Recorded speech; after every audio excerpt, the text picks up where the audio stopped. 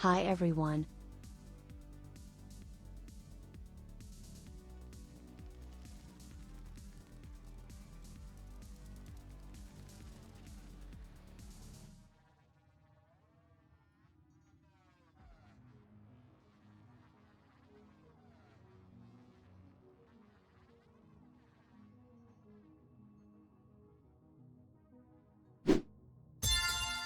I can post my sub anniversary, and it's only available on the 5th.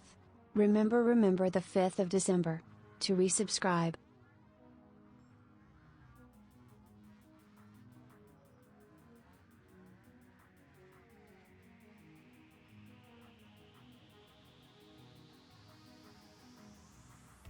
Good evening, one and all. It's Wednesday, right? It feels like a Wednesday. Must be a Wednesday. It's the middle of the week, and it's time we jump into some more good old Warframe. Although, you know what? Actually, I'm on the wrong screen, aren't I? That's the Warframe screen. We're on the intermission screen. Curl aside, what is going on with my hair today? I have given it so many combs, and that one curl just keeps on wanting to come back to the front. I don't know what it is today. But all the same, welcome everyone. The tree is back. The tree is back. I feel like I'm taking up slightly more of the camera than I did. I don't know what's going on with that. Everything is fun, isn't it? But all the same, Andrew, thank you very much for the 40-month resub there. Much appreciated. And the great Cape Goomba getting yourself up onto that full pot with 12 months there. A whole year of support. Much appreciated to both of you there. I'd take a sip of tea, but that one is especially fresh. I forgot to stick the kettle on till stream was about due live. So let's put the first two baubles on, and it does appear that I forgot to put on the lights in the background, doesn't it? There we go. Right, lights. Very good. Oh, my time flies. Happy holidays, Ken. And there's another we have from Tycoon Trophy.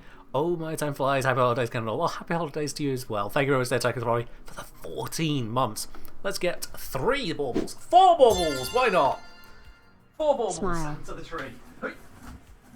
1, 2, 3, 4. There we go. Lovely selection of them. Let's get these started, shall we? Stick on. That's it. 1. And a 2. 2.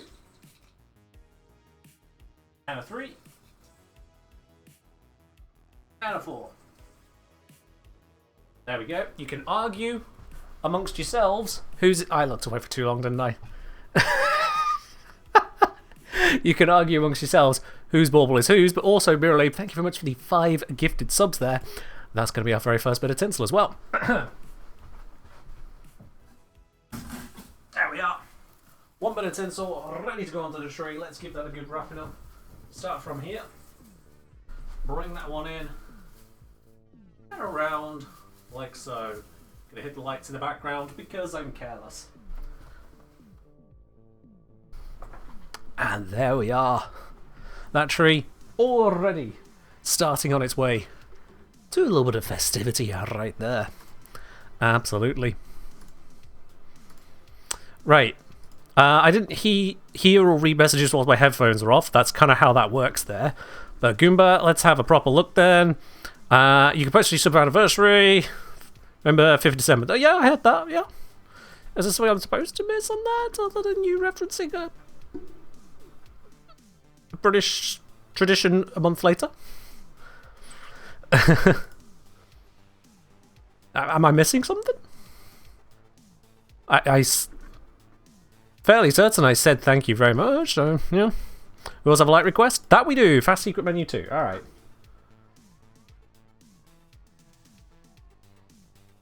There we go. You haven't got the resub in yet. Well, Twitch do be twitchy, doesn't it? Twitch do be twitchy. That's just kind of how it works. They'll let you resub on the 5th. Congrats, I guess. No, I don't control those systems, so if Twitch allows you to celebrate early, it allows you to celebrate it early. Alternatively, maybe you'll celebrate in the end of this month. You just didn't realise. Just don't add a second bauble on Friday? I mean, it depends what pops up on it, really. It depends what pops up. But anyhow, that aside, I still appreciate the sports all round, absolutely.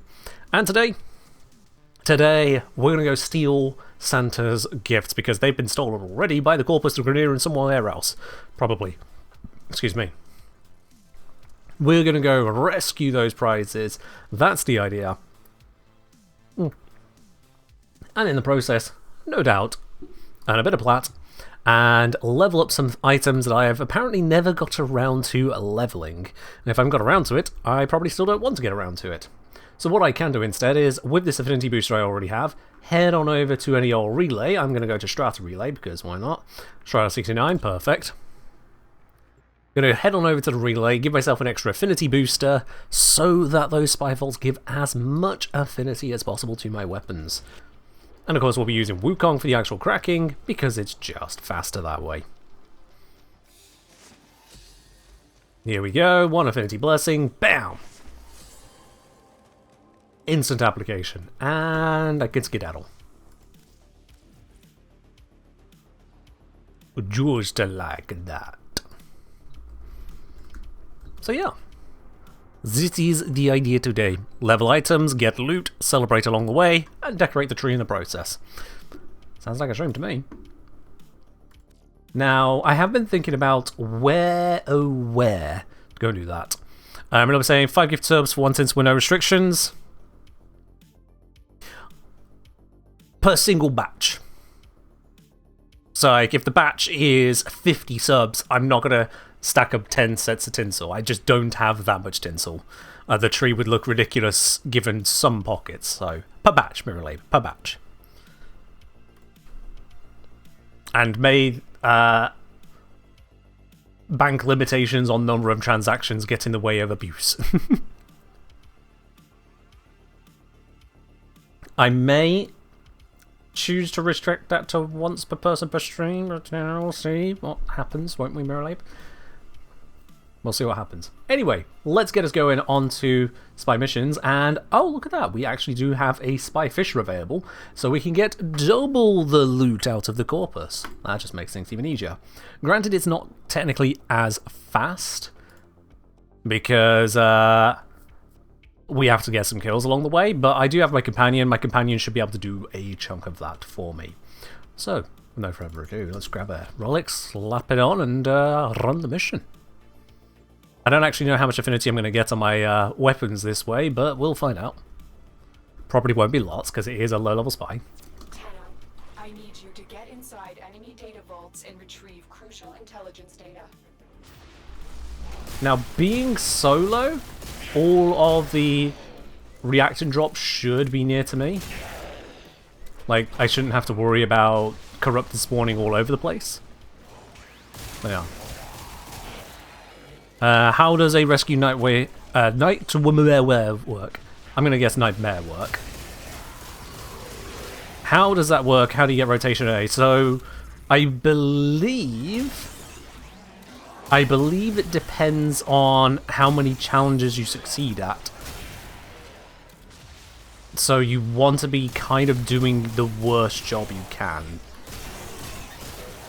So don't kill all the wardens, get the alarm set off, that sort of thing. But you'll have to double check on the wiki for the exact mechanics on that, because it is a bit weird, I'll be honest.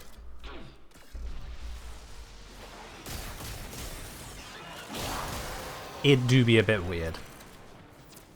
Alright, relic is cracked, so I can now just focus on the spy itself. This was the way to way, wasn't it? Yeah. Weird to have such a large lift on the way, but yeah.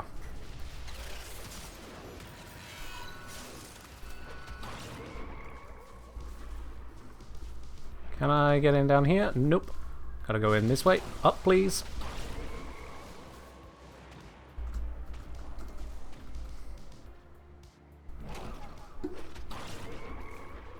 And there we go. One console hacked.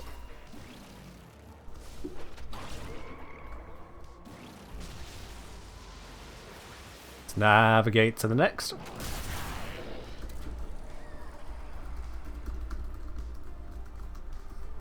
Waypoint's not really sure what to do with themselves, but luckily we know what to do here.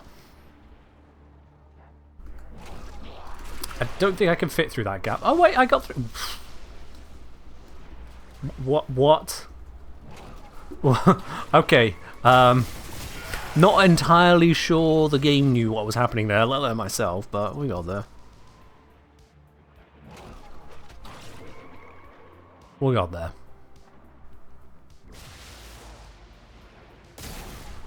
There we go. Crack this one open. I really didn't need to use a cipher on that, but here we are.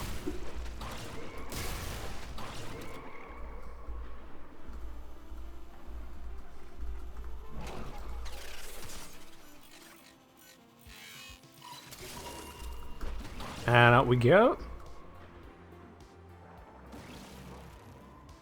It's ranking up the weapons a little bit. Oh, I pressed 2 before I landed.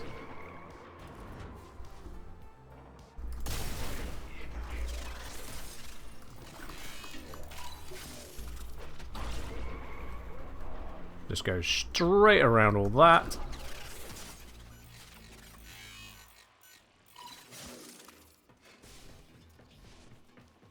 That guy shouldn't see me in time. Oh, where'd the mouse go? There it is.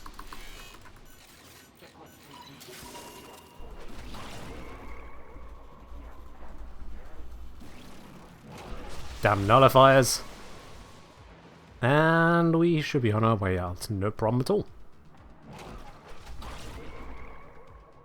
So the flight would be faster with someone like Trinity, but Wukong's ability to just bypass all defenses makes this the fastest overall, because I could just go straight in and out of the vaults, no risk whatsoever. Maximum affinity. And there we are. Without ever firing the weapons, they're both rank 7. We've got a Volcanic Edge, got a Xyloc Prime Barrel, a value. Let's have a look here actually. Volcanic Edge. Volcanic Edge sells for a minimum of 7 plat, so that's okay. And a Xyloc Prime Barrel is another 4 plat, so that was about 11, 12 plat run. Nice. And people say it's hard to make plat. Well, not sure who those people are at this point, but some people do.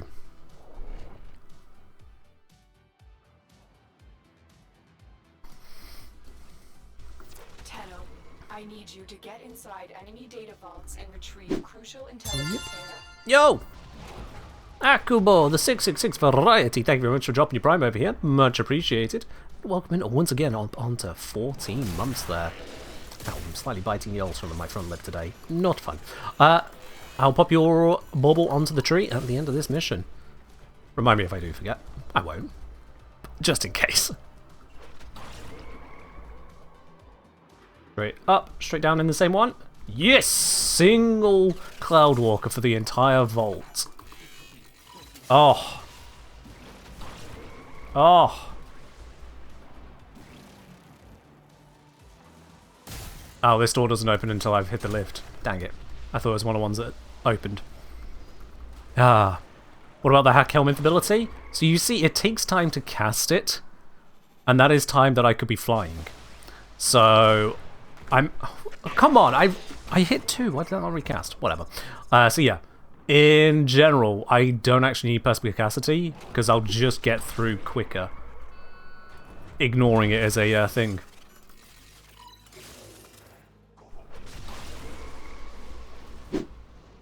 Oh, that one is closed to us. We need to go up here. Go this way, this way, this way, this way, this way. Oh, if I'd remembered it was this direction, I wouldn't have even done that, but it's fine. Hello, thank you very much for the gifted sub over to Umbrelli there. Much appreciated. Ellie, if you're around, make sure you say thanks for that. That's real nice of them.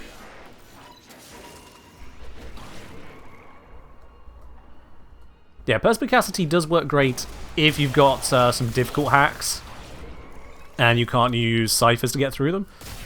Absolutely. It's just that by and large for me, I don't really need it.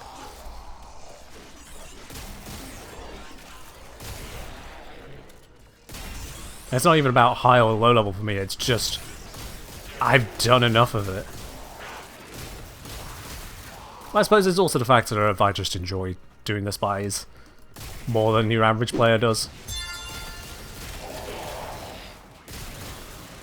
Come on, reaction. One more. There we go. And yo, Zaviel Zerdo. If I'm pronouncing that remotely correctly. Thank you very much for dropping your prime here. Welcome into the channel proper. And enjoy that lovely blue sub badge and all the other bits and pieces that come along with that. Cheers with that. Crack into here. Crack into here. Drop down behind it. That one I might as well cipher. And straight through the nullifier. Out we go. Yep. That's the other thing, is that ciphers are instant use, whereas the ability you have to precast it and take the time casting it. There we go. Mission complete. Excellent work, Tenno. Hildren Prime Neuroptics, and some mods we don't really care about. But Hildren Prime Neuroptics, which goes for 5 plat. Well, it was something. It was something. Zaviel saying, thanks mate, like your content on YouTube, came to give some love. Well, I really appreciate that, thank you. Dropping your sub before even saying a word here, doubly appreciated for the sheer commitment, I suppose. Thank you very much. I remember saying, do you get more affinity from the Spy Vaults if it's in Steel Path? Kind of. So, Spy Vault affinity caps out at something like level 20 or 25. Most of the way around the star chart it caps out. I forget exactly where it does. Once it caps out, it doesn't matter even if you're onto Steel Path, it's still the same affinity. Whereas on these low-level missions, I'm not getting as much affinity per vault, so I am missing out there, but I'm also getting to do a fissure in the process. So, bit of a trade. Excuse me. I've really had to hurry my food down because I was so late making it after sorting out the video, after sorting out other bits today. My timing is a little bit off today, so I might up a bit. Sorry about that. Anyway, let's switch us back to the intermission as we have not one, but 2 baubles to put onto the tree here. Hakubo and Zaviel. Let's do that then. Alright, so we've got...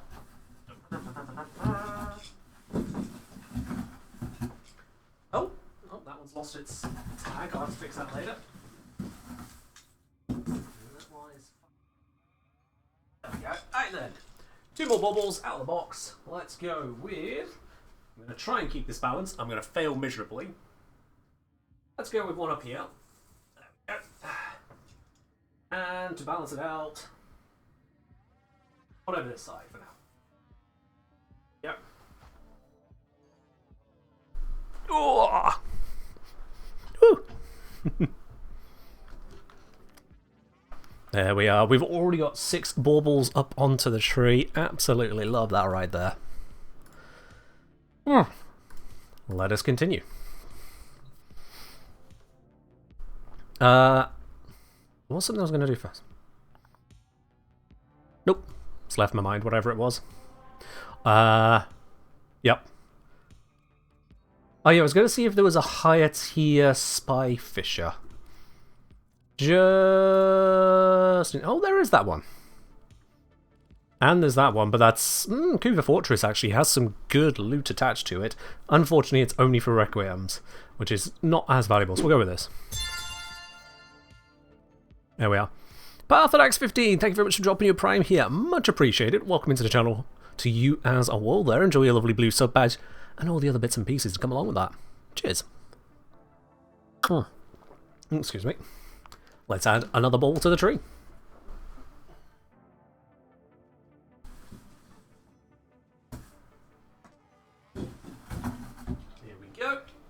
One pink over the bauble and pop right over here.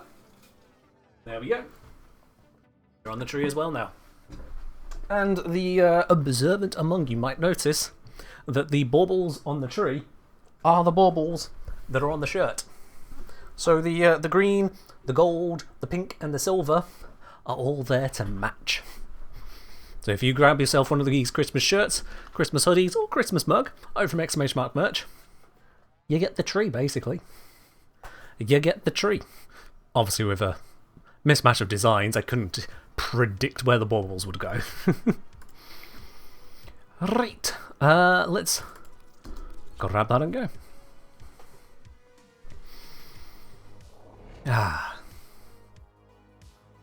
Gotta enjoy spy missions. I know a lot of people don't, but I always do. Deserve your respect. Honor them with quick deaths, and I with your victory. And I have Wonder Woman following me? Okay. Hey, what the hell? How did I get knocked out to Cloudwalker like that? That's rude. Yeah, I am set up with Deadhead. Okay, good, good, good.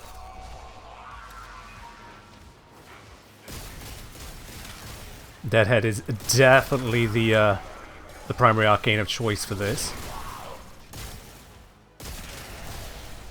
Gonna focus on getting the what's it called? Reactant first. Just then I can basically give up on paying attention to all the enemies after that point.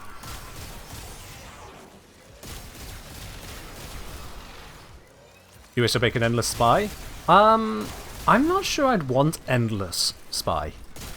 Like, what would make endless spy any different to just spy but you load the missions again? What makes it of any actual substance at that point?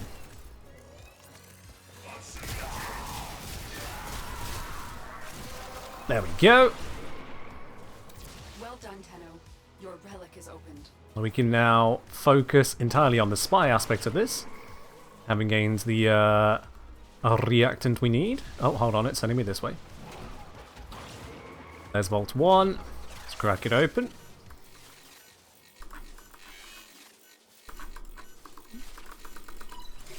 There we are. Dash through this. I think I have I have perspicacity on this. Let's give that a try, actually.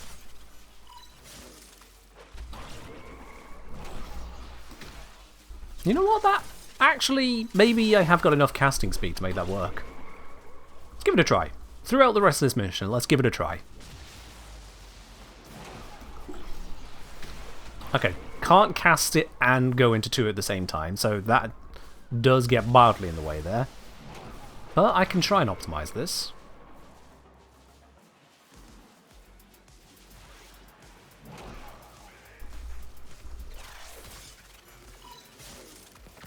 Nope, wrong button. That was 4, not 5, not 4. There we go. Dodge the bubble. Darn. Screwed that up. Gonna have to recast. There we... That's just rude.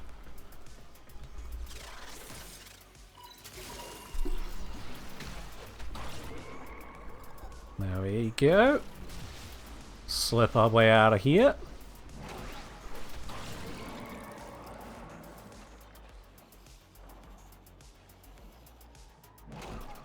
Hello, Arcane. 'Tis the season of Christmas. That it is.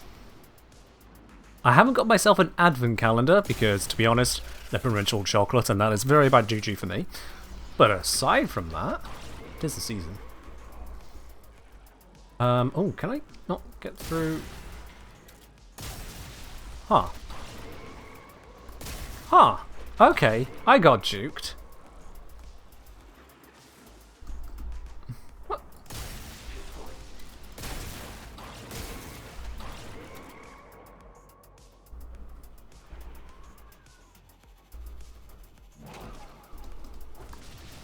Your crowns are safe in my grasp. Okay, not my best. That was bad. Oh, just give me that guy, I'll murder him. Keep, thank you. I'm out.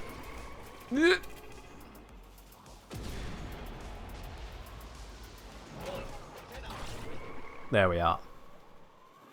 Damn enemies just knowing where to go despite the fact that they obviously can't see me. There we are. What you have learned here Woo. will serve you well. Alright, so from Virat's in tower expansion, looking at 5-6 million focus points for each school. I honestly don't know. It might be more, it might be less. There's no reason to have to maintain the numbers as they've been before, including any kind of scaling to it. So we'll just have to see how much it comes to, really. We'll just have to see.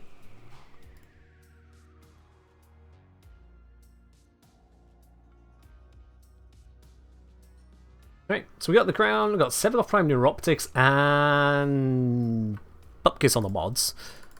Seveloth Prime Neuroptics is worthless. It is literally ducat value. Never mind. Alright then. We got affinity. We got affinity. We'll take that. So if I'm quick, I can see. Nope.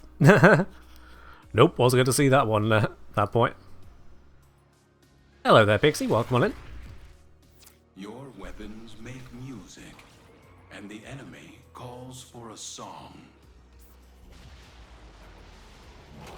I should once again actually focus on getting the reactant. Oops. No. Had. No alarms. Alarms make things worse.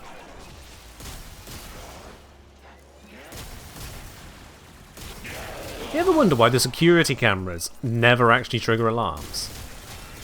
They put up the laser barrier, but they never sound the alarm. Oh, you've just started Warframe today, have you? Oh, blimey. Welcome on in. Spy mission speedrun, something specific? No, I just like spy missions. The reason with spy missions in particular is that they give quite a chunk of affinity for just doing the mission. So I can level up weapons without having to do any kind of classical affinity farming. And also I get spy mission loot, and also I get spy fissure loot. So I get a triple reward, and I get to do a fun mission. That's just a win. Why does robbing of one vault not lock the others? So they don't actually know that we are robbing the vaults. That's... I need to go through the top straight away.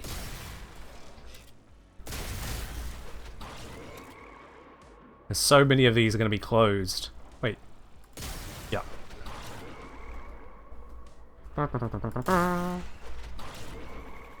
Oh. Got it.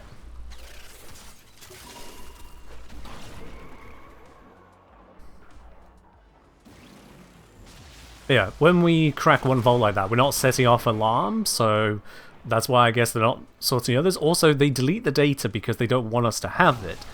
But they have the data in the first place because they want it.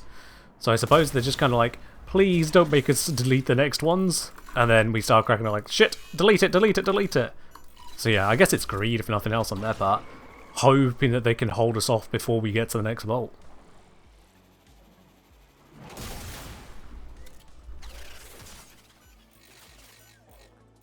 Let's go that way, that way, that way, that way, that way, that way. Done.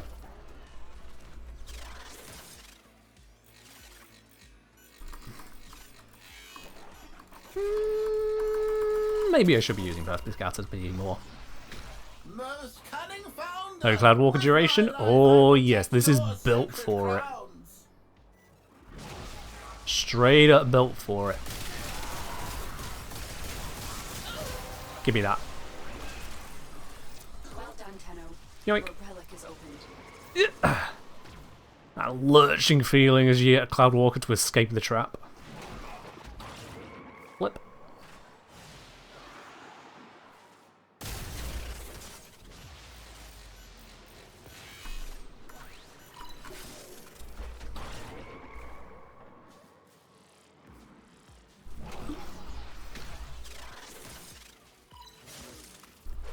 Yeah. Damn camera. And we're good. Alright then. I wasted perspicacity there because I need to recast it, but who actually cares? It's a little bit of energy.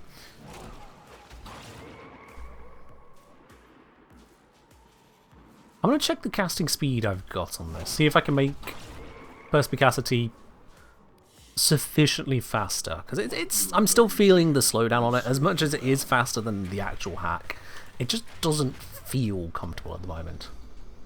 Also, reward, Orthos Prime Blade, probably worth almost nothing, but let's check anyway. Yeah. Yeah. 'Tis fine. Okay, let's see. Well, we've got these on. We don't really need it on here, so you know what? I don't use Wukong for melee that much. Those are all from testing. Let's invest. Let's invest. You out and... Oh, resources. One moment. There you go, Petra. Purple hath been restored in the background. Alright, great mine. Let's give you some feed. You can have some lucent terror globes. I've got plenty of those. Cubic diodes. Got a bunch of those. Entrati lanthorns. Yeah, got loads of those. There we go. Techrock chitin. Techrock motherboard. That'll do for the moment. And thank you very much there, Mirrorlade, with the 5 gifted subs out to the community. Going over to Narcissistis Cyan, to Rinshu, to Spooks, to UB95, and to lower your grade. Much appreciated there, Mirrorlade. Thank you very much for the get subs out there once again. Just make sure we're up to speed otherwise. Yeah, I already did Pathmax, so let's get that on the here for you.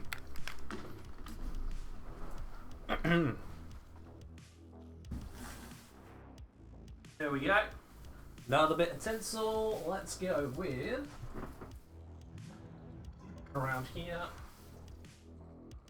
So get that a little extra angle on it.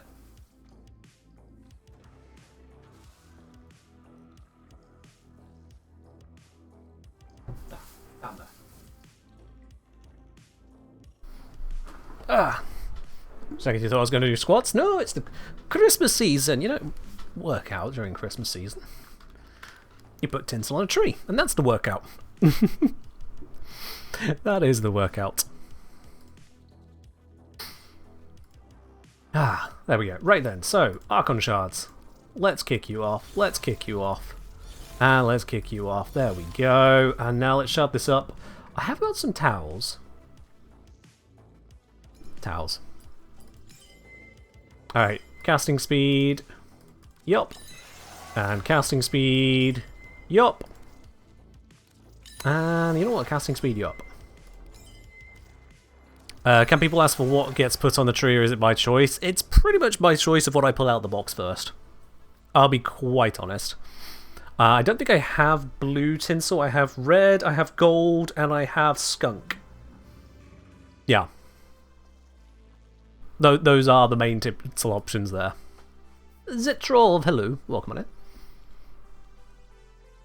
Do I want to do anything with these other shards on here? Is there anything worthwhile, any of these? Probably not, but I'm going to have a look.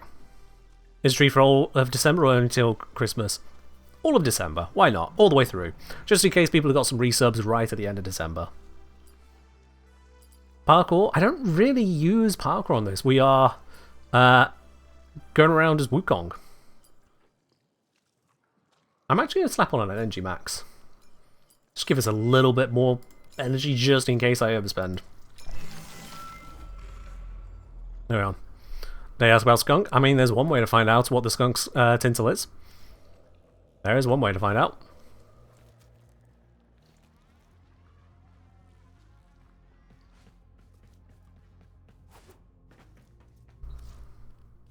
Alright then.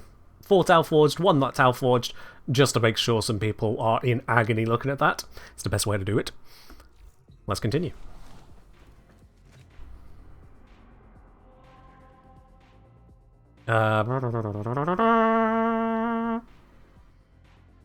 Is it hiding under here? Nope. Did it close? It closed. Well, poop. Okay. Normal mode. There's a really low level one, I suppose. No, there isn't. What the? Let's try that again. There we are. How far are we from leveling? 18. Ooh, bit to go, bit to go. Not even halfway. Tenno, you are here to infiltrate data vaults and retrieve highly sensitive enemy information. Okay, well that was a fast cast.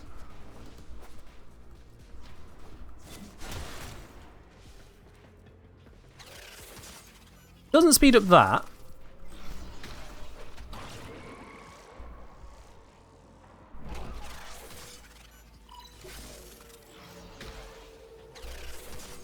But yeah, this will at least save me from spending 12,000 ciphers today, I suppose.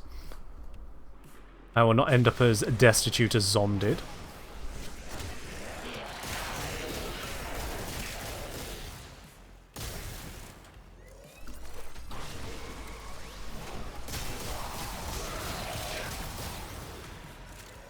Am I endgame? I'd say I'm endgame, yeah. This isn't an endgame mission, but I don't think there's a mission I can't handle, so yeah, that's pretty much endgame. People complimenting the occasional fashion from me, that's definitely endgame. How come Teshin wasn't in grayed out as a hologram? Well, you see, there are those who don't know about what you mean by that, and so to preserve that for them, I have creator mode turned on. And that hides a number of things that are secret.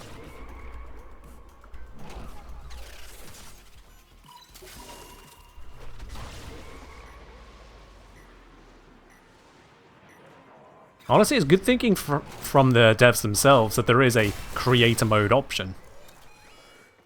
And then, yes, it does also obscure a lot of the details that come with ranking up syndicates. So if there's anything to be learned about the Ostrons, about the Entrati, about the Solaris, anything else like that, you don't see it. The only syndicate not affected by that, I'd say, is the Cavia. Which is a bit weird when you think about it.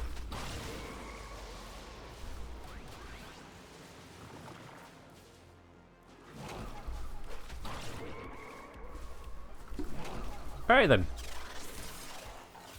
I'm not casting ability, oopsie doops. And now I don't need to, but I cast it anyway. Doobaloops. Let me through, let me through, let me through, let me through, let me through. True, hold fast also aren't affected by creator mode, you're right.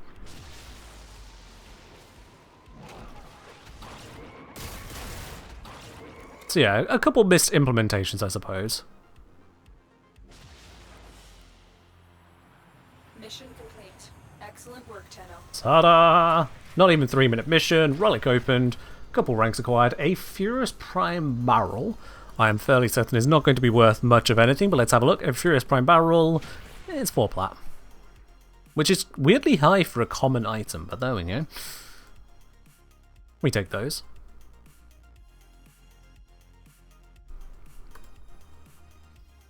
Yeah, creator mode doesn't hide quest stuff as much, like quest scenery or any changes to maps, but it does change or hide a few transmission things.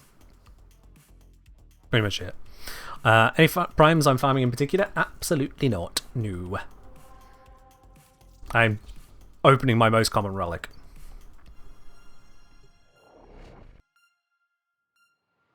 Is there a jewel A Furious Prime increased demand? A Furious is the jewel.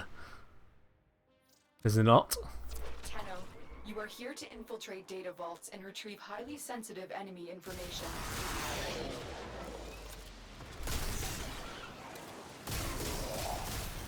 Yep, reactant.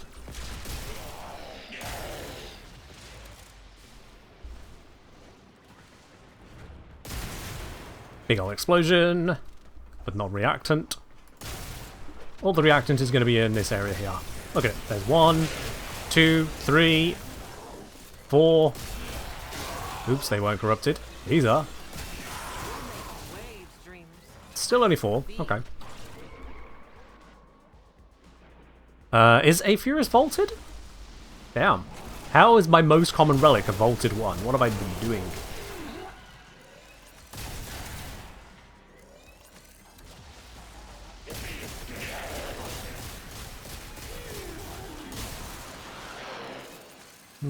One more reactant. Not from that guy, apparently. Come on. There it is. Alright, good. Now we speed again. You have collected enough reactants to open your relic.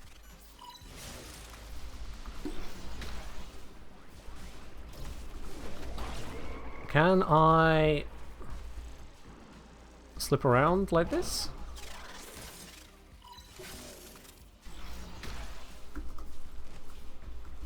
A Furious was Baruch. Okay. I will take it on that explanation of Baruch is vaulted as well. I lose track of these things. I've been losing track of when I've done my videos. I looked at the how to farm platinum video I did. I was like, yeah, that was a few months ago now, wasn't it? 2.5 years! That came out July 2023.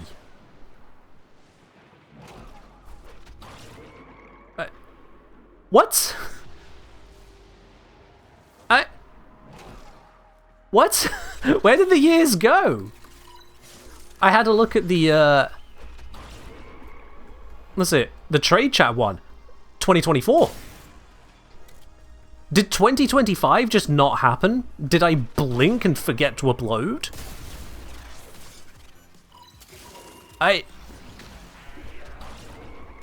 What? It's insanity to me. I mean, yeah, it's the passage of time. It happens 1 day per day for everyone, but still. I know I'm not the only one thrown off by this.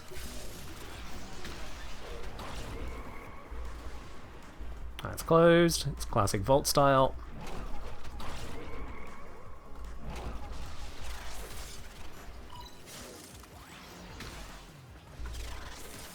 Ever since pandemic, time has been inevitably warped. I mean, you say that, but at the same time, I started my old YouTube stuff during the pandemic. It just seems to keep getting faster. And there's Bites being silly.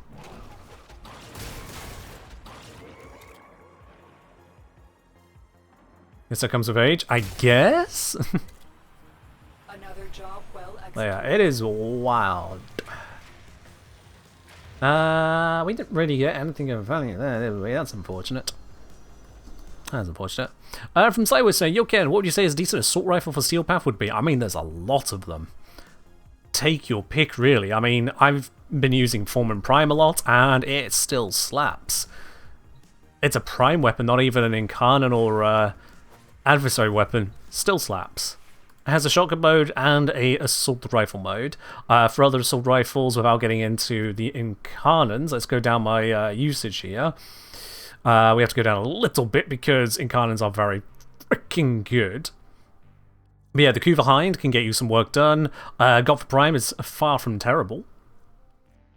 So in that category as well, that's going to do you plenty of work as well. If you're happy to go into Incarnates, you can look into something like Bratton Prime.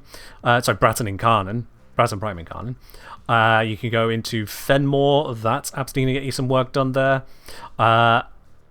Burst, it's a Burst Fire one, but it's still in that same category as well.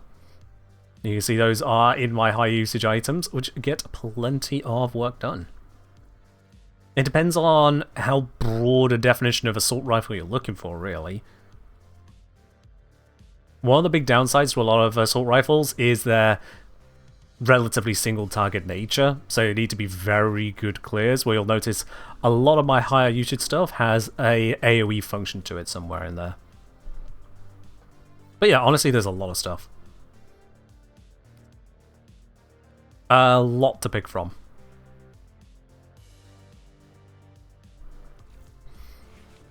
Cedo is a shotgun because it uses shotgun mods, whereas the Fullman has a rifle focus for its mods. So the Fullman is first and foremost a rifle. It just comes with shotgun mode as its default rather than its alternate fire. But its alternate fire is straight up. Why just electric on Fullman? It do damage.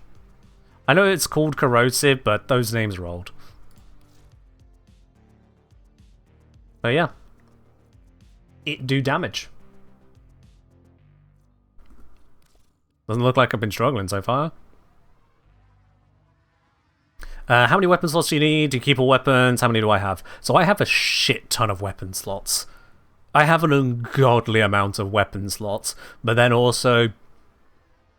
Excuse me, I'm incentivized to keep as many weapons as possible, because if there's any kind of change to the game, any kind of update that affects those older weapons, I kind of need to be on it as soon as possible. I would say for the average person, you could do away with anything that doesn't have an Incarnate, or is upgraded into a Prime, is upgraded into a Tenet weapon, or Kuva weapon, one of those variants, or frankly just isn't keeping up for you. You don't need to keep loads and loads and loads and loads and loads of weapons. As much as it gives you more options you can pick, theoretically speaking, when you go down into Elite, well, not just Elite, but Deep Archimedia and Temporal Archimedia, a lot of them just don't keep up. A lot of them just do not keep up. You can make them work, but you need buff soup to make them work. I don't have the highest respect for buff soup as an approach. It works, it's just the gun is decoration at that point.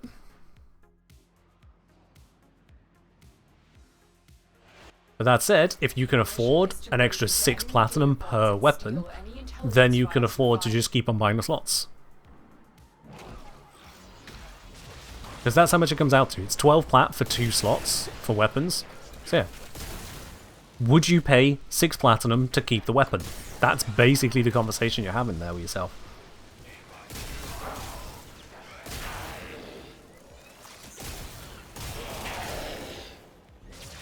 Am I ever planning for a new account YouTube series like the Zero to Hero anytime in the future? Nope. I know that the Zero to Hero series didn't exactly happen yesterday at this point, but it's still plenty fresh. I literally took down the 60 Eyes boss on a brand new account that never ever traded. It still hasn't traded with anyone. I had to enable 2-factor authentication today on release of the video because it occurred to me, maybe I shouldn't announce to the world that Dan doesn't have 2FA enabled. So, having shown that Dan didn't have 2FA enabled, I've now enabled it. But yeah, aside from that, that's still a very recent series for me, and to be very honest, I don't just do the YouTube stuff for fun. I am also a content creator. It's my job. That series did terribly. I learned a lot in the process, absolutely. Useful in various respects, but it did so bad.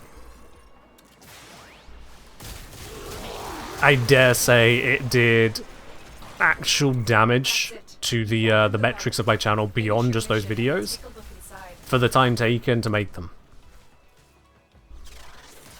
So that's a huge disincentive of doing it again. Monumental disincentive.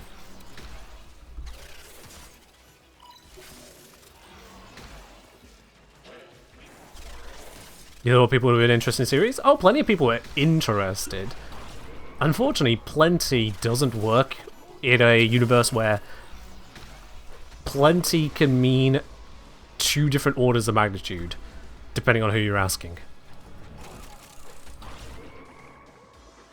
Wukong Spy Missions feels like cheating. Wukong Spy Missions feels like I've got the gear to bloody well succeed. Because this isn't just Wukong, don't forget. This is Wukong with all of the buffs that I can stack onto him to make it this fast. Come on, through here. There is no salvation for your crime. Is it the crime of theft? Because, like, I'm feeling the salvation every time I look at that loot. Oh yeah, need to... You know what, if I just... Cool! Alright, so yeah, that was threatening. Oh. Can you stop talking so I can leave? Thank you.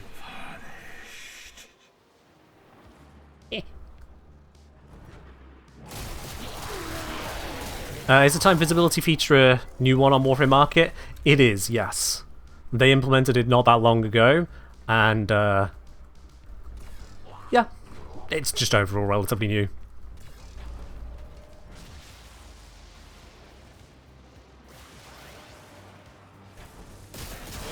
Don't even need to kill these, I've got all the reactant. Boop.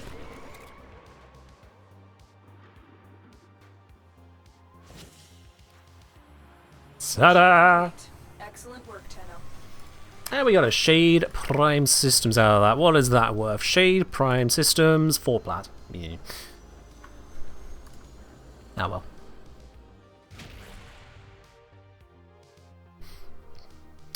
And saying, to be honest, YouTube is a sassy bee, gaslighting you into you're doing something wrong, not telling you what 1,000 things it could be. while showing you could show the culture of engagement. I disagree on that. I'll be honest, I strongly disagree on that. When I look over the metrics that I see on my YouTube dashboard, on all the bits and pieces there, it is clear as day what's going on. Sure, it doesn't literally step out of the computer, put its hand on my shoulder and go, okay, so for your next video, here's your script, here's what you want to talk about, and here's how you make the thumbnail. It doesn't do that. But it does make it pretty darn clear things that are picked up well by people, and things that are not picked up well by people. Jank of sometimes YouTube has to make changes, or sometimes things break aside, which, yeah, everything everywhere breaks eventually. Everything breaks. By and large, YouTube has the information. YouTube has the feedback and readout. I mean, I can give you an example right now. Let's go into the Dan videos. If I bring up the Dan series by searching just Dan, I need to search 0 to Hero, and I'll bring it all up. 0 to Hero. There we go. And if I sort this by views, here we are. So, Meet Dan the Lone Tenno, 0 to Hero, episode 1, the absolute peak of it all, and to be honest, this is higher than I remember. 98,000 views. 98,000 views. That one's done well. It got the vast majority of that in the first 70 days, 80,000 views in the first 2 months and a bit. So, not a lot of views since then, whereas most of my other videos do continue to get views after that point. So at that time, it eclipsed my average. Completely eclipsed it. Nearly double. But now, by this point, it's actually just within the typical range of views for a video that old. So that was the first one. If I go back to that there, because the way I did this, I lost the filter. 98,000 views on that one. The second episode drops down from 98 to 58. Episode 3, we're down to 39,000 views. I've got here a 41, 33, 30, 29, 20, 17, 16, 16, 17, 15, 13, and 13. The finale, where a no-trading MR7 account takes down the 60 Eyes boss, not even 13,000 views.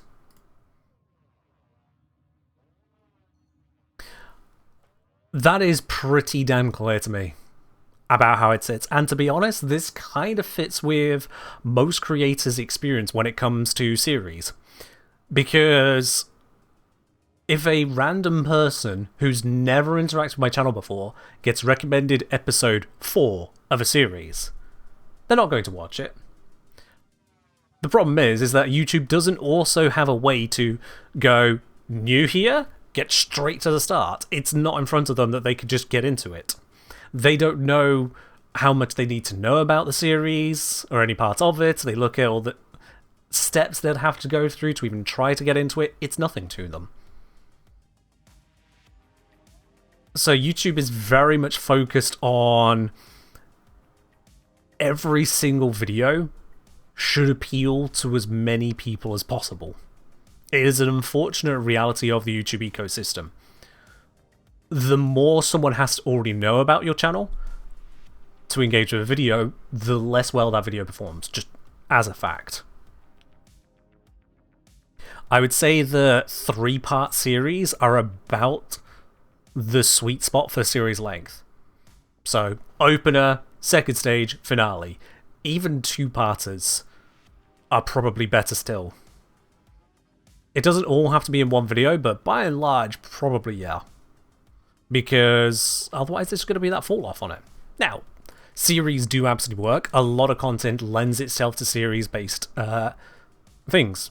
If we look over, for example, at the Hermitcraft server, an extremely successful Minecraft server full of creators, then you can see how they have view after view after view on their series of videos, despite the fact that their server lasts over a year each time.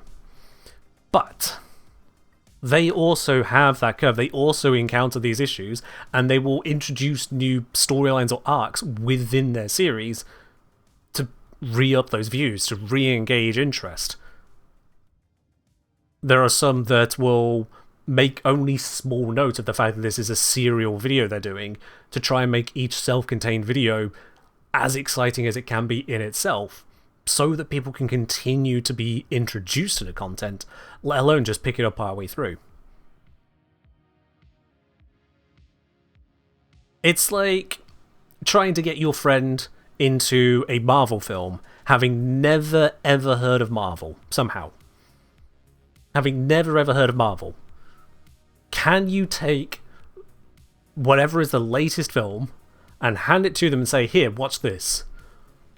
Or do you either have to walk them through the things they don't understand, or take them back and say, oh, you got to watch those ones first?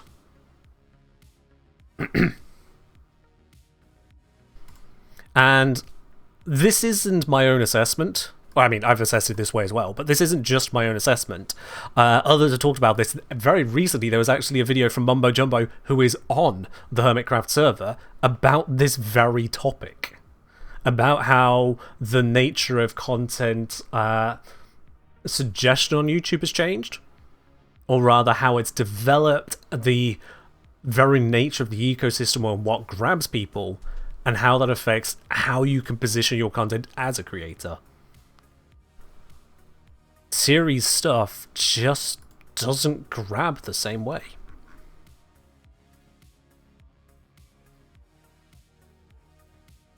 So yeah, it's not so much about the length of the video, and it is very much about how much a topic can grab someone. If I look, for example, at my most viewed video of all time, it is how long is every Warframe farm in 2023? The 2025 is on its way. How long is every Warframe farm in 2023? And think about it. It makes perfect sense that that one is my most viewed video of all time. It is 40 minutes long. That is an exceptionally long video I have on my channel. And it covers a question that basically every single Warframe player will ask. Every single one. How long is this going to take? Even if you just want to go, oh yeah, was my bad experience normal? Or if you're a new player, you're like, okay, so what do I need to do to get there? If you haven't even considered Warframe, you go, oh, okay, yeah, what is this grind thing they're all on about? It doesn't matter where you are in your Warframe experience, that matters, that applies. If I then go sort it the other way around, the sorting doesn't really... Sure, okay, so when sorting by the lowest views, it breaks, I'll be honest. I don't know why it just breaks, but it does just break. So, let's get past the broken stuff.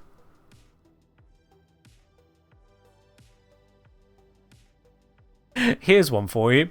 This was a 2020 video. It's had plenty of time to gain traction, and it hasn't. Dailies and weeklies. First of all, shit title, Ken. 2020 Ken did not know how to title something. Second of all, I get the thumbnail. I get why my friend who was doing the thumbnails at the time did it that way. Doesn't grab. Absolutely terrible thumbnail. From what I know now about it, it is no surprise to me that has 6,000 views.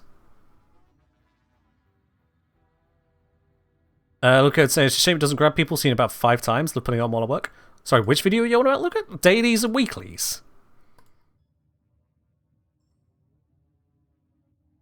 Or are you on about the Dan series? I'm hoping you're on about the Dan series, because otherwise, the Dan series. Okay, yeah. I think the Dan series is great for people who want that content. And the reality is, after the first 2 episodes, a lot of people are out. Straight up. I've lost over half of everyone from the first episode to the 3rd. That's just the nature of it. And it was definitely taking a swing at the viewership of other videos on the channel at the same time. Another unfortunate reality. Why do I have an inbox message? Really? Thank you very much for the weapon slots. Much appreciated. I wasn't running short. Now I definitely am not running short. Much appreciated, that Miralabe. So yeah, peeling back the curtain on the whole content creation aspect there. Could the dance series have done better if I did it differently? Honestly, quite possibly. Or maybe just a different approach entirely. Maybe not even make it a series like that. Given the amount of time it takes to get from 0 to hero, it would be a tough sell to make it a 1 or 2 video thing. But honestly, I think if I were to redo that kind of thing, putting it all into a single 1 to maybe 1.5 hour video would probably be the way. Just vanish basically for 2 weeks, absolutely crack it out in terms of the missions, the progress and whatnot. Because think about it, like 60 hours of mission time, slamming it home, most of that doesn't need to be either recorded or at the very least any recording at the end of each mission go, you know what, nothing interesting happened there, yeet! And then bam, done. Try putting every damn video into one single long video. I've come across a recommendation of that. You're not entirely wrong on that. I could. Maybe that's something I should do in advance of the old piece coming out. Maybe that's what I should do just in between now and then. Actually, I might just do that. If I'm quite honest, I might just do that as the very next thing. Do we know when that is coming out? Well, the old piece, Petra, that got announced, it's December 10th. So that is a week, literally a week away.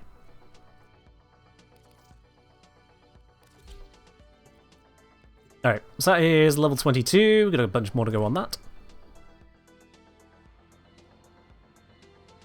It's the third already? It is the third already, yeah. We're already 10% of the way through December. Near enough, anyway. It'll be 10% for me, a few hours into tomorrow. So yeah, let's get the, Was that corrupted Grenier gonna set off the alarms? Bro, you're not even from here, you snitch. Can we agree to stop time from flowing? No can do, sorry. Time allows things to happen, and I like things. So, gotta keep going. No time, no things. No things, who needs a time?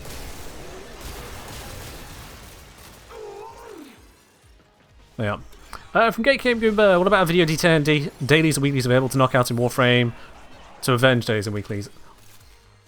Are you genuinely suggesting that I should take one of the worst videos in terms of performance I've ever had, one that is very, very, very much covered by other channels that basically just focus on daily and weekly updates, for lack of something else to talk about? Do you really think that that is the best use of my time and best thing to put in front of everyone else? If we're really honest about it. Because I don't. Straight up. I think such a video would be not just a waste of time, but actively damaging to the channel.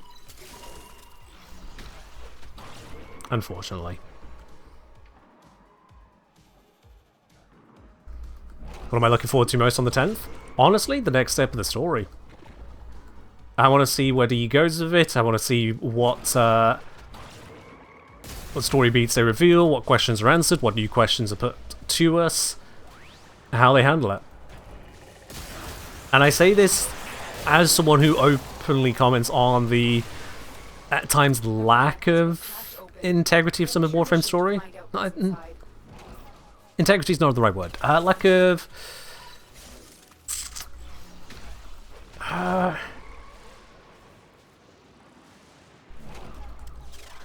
I'm not sure on the word I'd use. I'm not sure it's something I can really put into a single word, but point is, DE do tend to have a lot of interesting and cool ideas. They have some difficulty tying it all together, has been my experience. They have some difficulty on making it a well-connected story.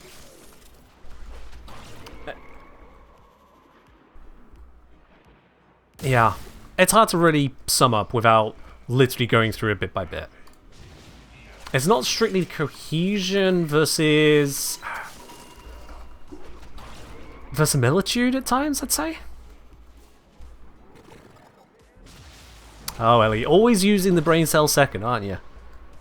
Whether you're matching with me or someone else, you just gotta keep using it second, aren't you? Some dare say you're just a copycat at this point. Anyway. Mission complete. Excellent work, Tenno. Burston Prime Receiver. Previously trashed, these days actually something.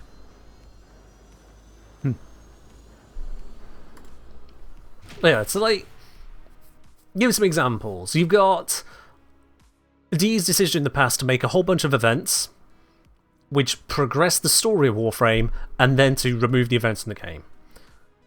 So, early dev DE leaves me wondering what the hell. And to be honest, that's early into mid, because that also includes things like Scarlet Spear, Orphix Venom.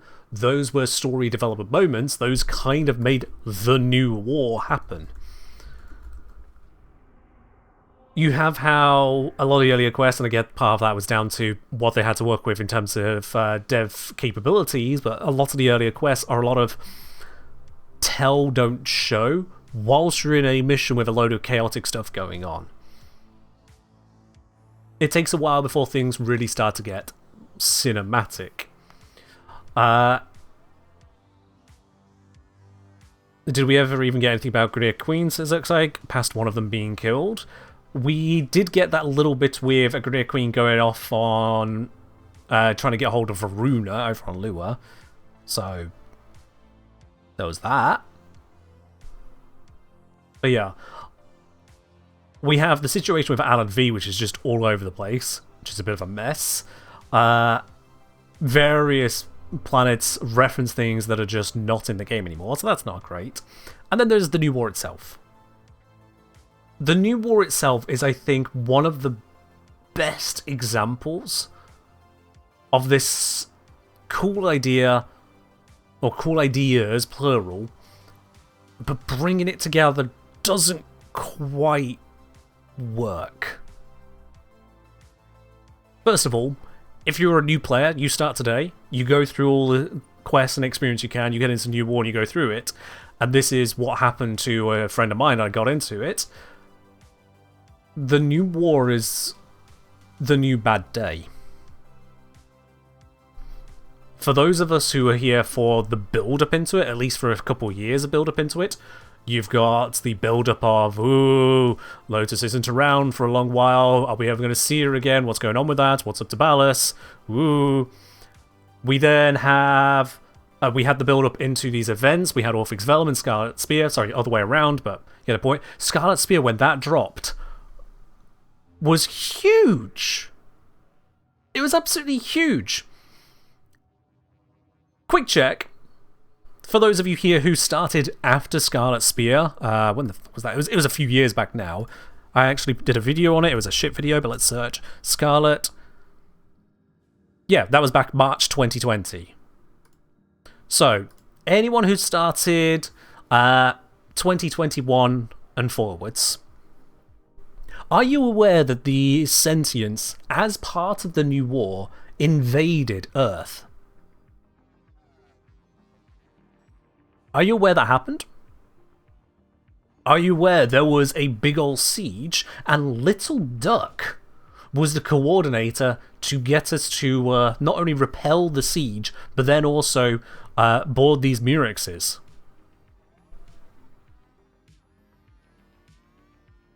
Welcome, Raspberry. And this Murex near Earth, that actually shows up from the New War itself. The New War quest, because that is around a whole bunch of planets. You see one over there. For those of you who have not got to this point of the quest yet, oops, sorry, but welcome to streams of people at Endgame, you get spoilers. But yeah. We see the actual invasion of the plains of Eidolon during the quest, the New War. Are you aware that there was a whole ass invasion before that? Genuinely before that. And that the whole Orphix Venom, the siege of various Almost to that locations. year mark. Yo, Cat Centaur, thank you very much for dropping Prime here. Up onto 10 months. Yup, indeed. You're nearly on that full year. Cheers to that. But yeah. So there was the siege there. There was Orphix Venom, which was against the Grineer as well as the Corpus. Now Orphix is a couple nodes in some places. It's one per Corpus Proxima. You'd think you'd feel more going on with that. Yeah, don't. The whole, ooh, look at the scary Murex, is all the way over here on just a blinky icon that moves around a bit. The New War, like I say, basically becomes the new bad day. Or this time it actually lasted a week kind of feeling. There is this impression of a serious time gap from our attempts to defend against the wave of sentience failing, and then you've got Nama everywhere. We get this impression of a Nama star chart, and it just didn't. It just didn't. And there'll just be Nama bounties? Yeah. And we may get more about it. We may, sure. It's just various beats throughout the quest then. We had the New War come out before Duviri was even a thing, so we got this weird experience with the whole Operator Drifter side of stuff. I unfortunately got a bugged variant of the New War, so when I got to customize the Drifter, it looked absolutely nothing like my Operator. Nothing at all. So to me, it was just some dude. It wasn't even properly there. Prince Cody is saying, been playing a while, but missed Scarlet Spear, yet only knew it was some sort of invasion, but didn't know the scale or details. Make important plot point, temporary events is a bad luck. Yeah. Meanwhile, Thermia Fractures of Ghoul Purge keeps happening. And those have story elements to them, but not to the main story, which is Wilder is the main story that doesn't come back.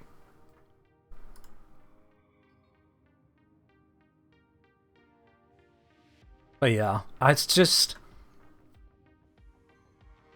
wild to me.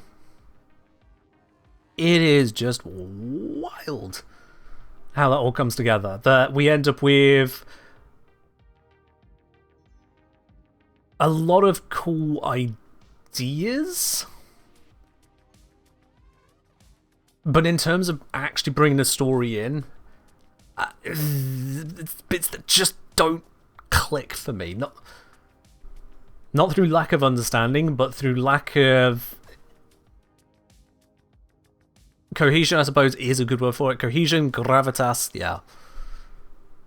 Right, Mark, what's going on there? Yeah, someone we saw die is now apparently taken over by the faction he's already ruling, but then turned against, but then questions are opened, not to be answered for a long-ass while. We'll find out. There's a whole... Where is the Zaraman? So the Zaraman vanished originally, and that's how we got stuck in the void. And then we made a deal, and we were rescued. But then the Zaraman vanished again. Well, did it? Didn't? No, wait. That's... And then we're 10-0, and we go through being 10-0, yada yada yada. New War happens. the singular Tenno involved in that gets stabbed and chucked into the Portal of Doom. I don't know where the entire rest of the Tenno are, and this is why it's so convenient in the Dan series to declare them dead. The whole Zero to Hero was emboldened by the fact that we walk out of Lua carrying ourselves. Nothing's protecting the rest of them. So it feels to me that around about that point, the game kind of goes, let's stop talking about the other Tenno. It's just you now. It's just you. It's all just you. Oh look, here's Rel. He's dead. Here's what they're dead. It's just you. And when you get stabbed, cool, yep, there's nothing left. The system falls, the Tenno are gone. But there's a Drifter. How did the Drifter get to normal space? Because the Zaraman wasn't there. And if the Zaraman wasn't there, then how does Drifter get from the Zaraman to everywhere? If the Zaraman was just accessible, then was he leaving the void to... And yeah, I get that there's a paradox in there. I'm not oblivious to that. I get that there is a paradox in there, absolutely. Yeah.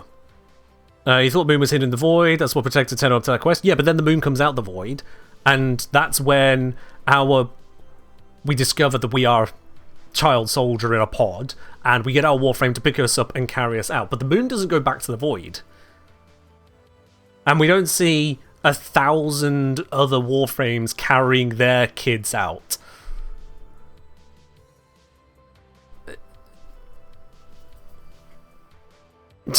You know? There is a mismatch between we are one of many Tenno and we are the one Tenno that grinds gears a little bit for me as well. It's and then, as I expressed on a recent stream as well, you get to 1999. We're just going to shuffle through a few other bits. We're just going to shuffle through. We get to 1999, and there's the whole... We arrive there a few days before the end of the year. We haven't got any rapport with them. We have the experience with them. We see that it all goes to shit. Half of them forget they even have abilities somehow, but it is what it is. We realize we need to reset. We have our words of Entrati. Entrati makes it clear we need to get to know them. So we reset more than a few days. We go back a whole year. And we go for building up that with them. Sounds great. Spoilers for those who've not done the Hex finale. The exact same scenarios play out. Despite a year of our involvement, a year of our awareness and knowledge and setup and rapport, a year of everything, the same scenarios play out. Up until that little moment where, for most of them, the Drifter gets into their mind and says something. Makes them feel a little bit better about themselves, I guess. For Arthur, it's pretty great.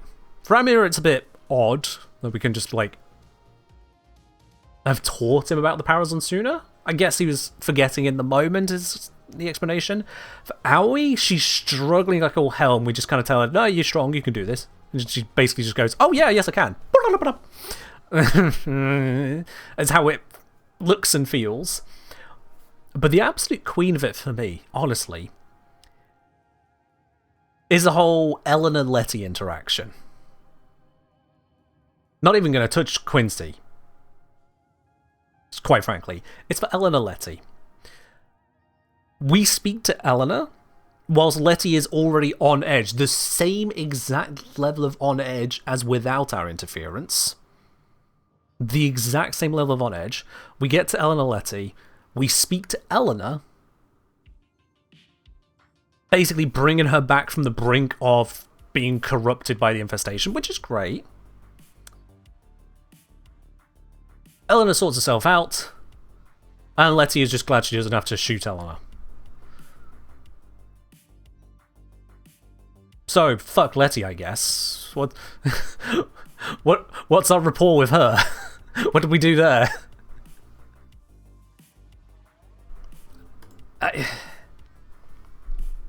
So, bunch of great ideas, and I love Warframe to bits in so many places. The gameplay is what I play it for. But that's why I'm excited to see what comes next with story, because I know we're going to have good gameplay. I want to see, okay, Warframe, what are you doing with the next bit of your story? What are you going to bring together here that actually ties things up a bit? Is there going to be a tie-up?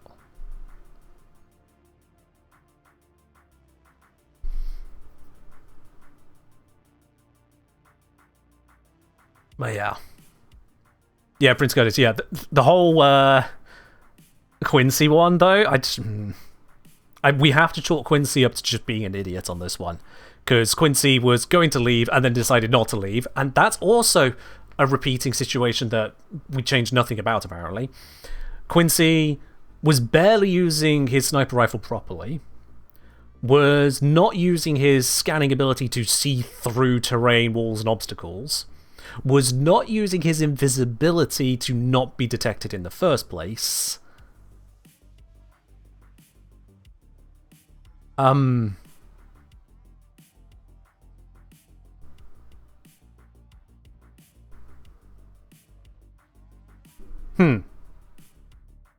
Yeah. And again, despite our entire year with them and pre-knowledge of this, the same plays out. So this is my stumbling block, and I know it's not the most popular opinion on it, and it sounds a bit complainy. When you're focusing on the negatives, it's going to sound complainy. I don't like doing that, but we have a lot of interesting ideas. I'd like to see a bit more of them coming together, is my take on it. I would like to see them not necessarily conclude. Conclusions are endings, we don't need those. That's a synonym, but you know what I mean. More of a show me the whole building, not just a wall and a window and a door. I don't need to see the entire picture, the whole neighborhood, to extend the metaphor. To take a metaphor a different way, it feels like someone who knows how to play the interesting parts of various popular songs. I would like to hear at least one song from start to finish.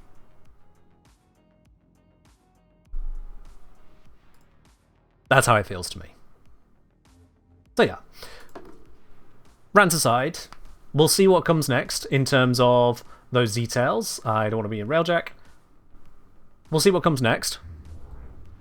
And that's what I'd like to see. It's the development of the story. Does it develop? Or is it more interesting ideas? Also, goddamn, do you want to do something on the Kuva Fortress? Okay. That's a few of those.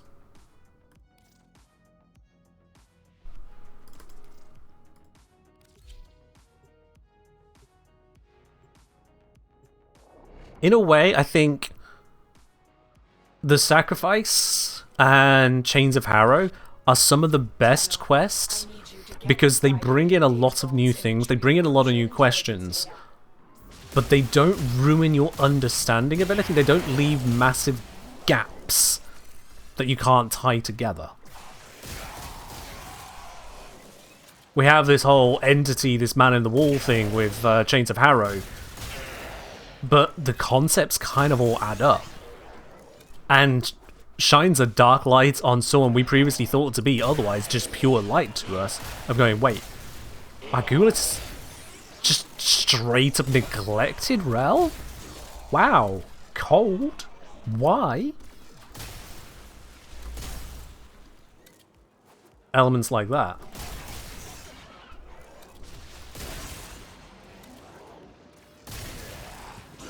We are still left with some oddities, curiosities, but not things where we have to kind of hand wave bits in our head. The closest we get to hand wave, and frankly this one is a bit of a hand wave, is how do we reconstruct Umbra the entity from scanning a few fragments? How do we get the brain? How do we get the memories? That's a little terrifying if we consider that tech any further. Bro, get down from there. That's my job.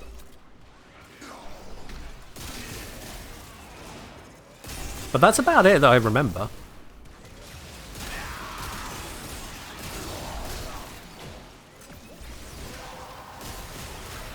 There we go. Got all of me a reactant. Let's get out. Or rather, let's crack the other 2 vaults and then get out.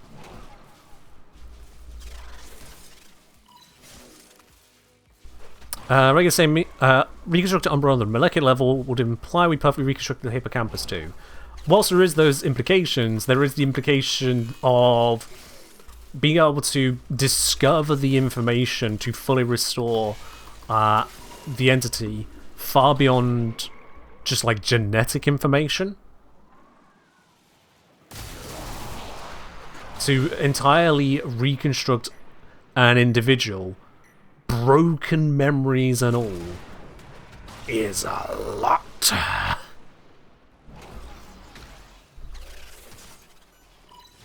Not to mention that we have the tech to build that.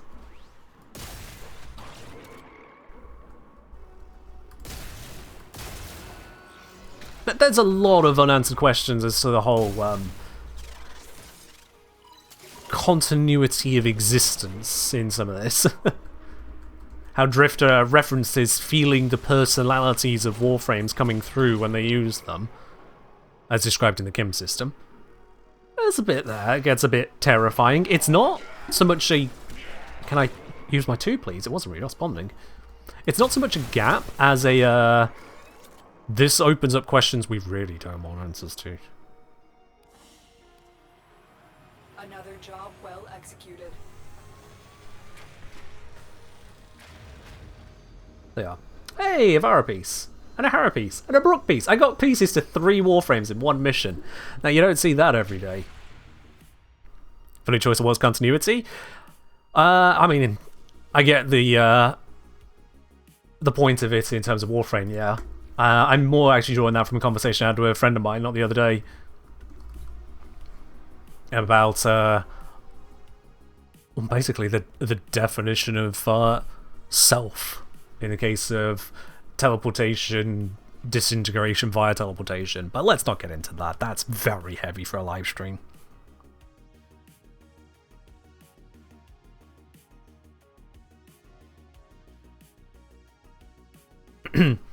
Got to saying, shouldn't other frames also have their memories, at least some? To that, there isn't an appropriate answer. Yeah, it's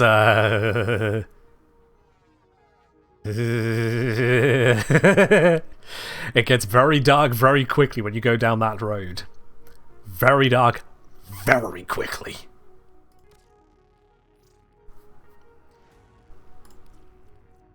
It's like messing with the concept of time travel. If you include time travel, if you include memory cloning, or just cloning in general, in any kind of sci-fi or media, you have to then start acknowledging the consequences of those existing. It's not just print out a copy or resuscitate a person. There is so much more that is being said there, and if you intend as a writer to not say it, then you have to make it clear that it's fluff, that it's faff, that it's not real. I love the Quantum Thief books. I have no idea what those are in particular, but you're probably right. Assuming it does time travel correctly. I am very particular on time travel. I exceedingly rarely see it done what I would say well. Exceedingly rarely. Like, the consequences of time travel get more than a little bit extreme as soon as you are even just a couple generations out.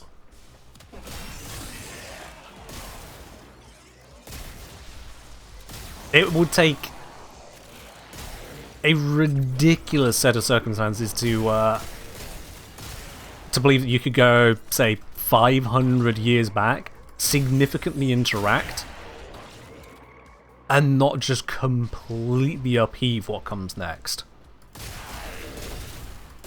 Not to mention, do you even still exist?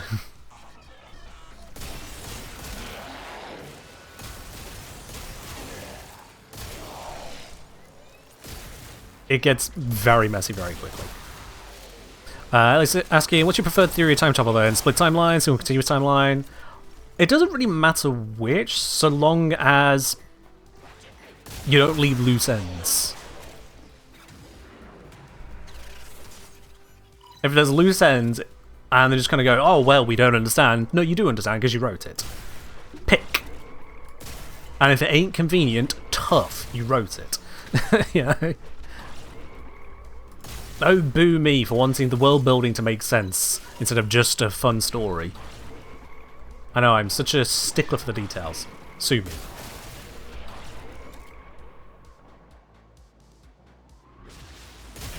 Still need my reactant.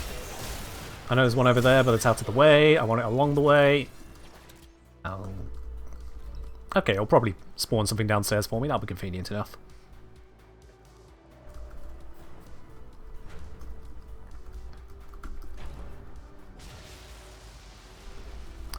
As we say, let's say time traveler's consequence. There's also a theory that time travel already impacted the future, thus any changes that are caused by time travel are what steered the future to what it currently is rather than altering it.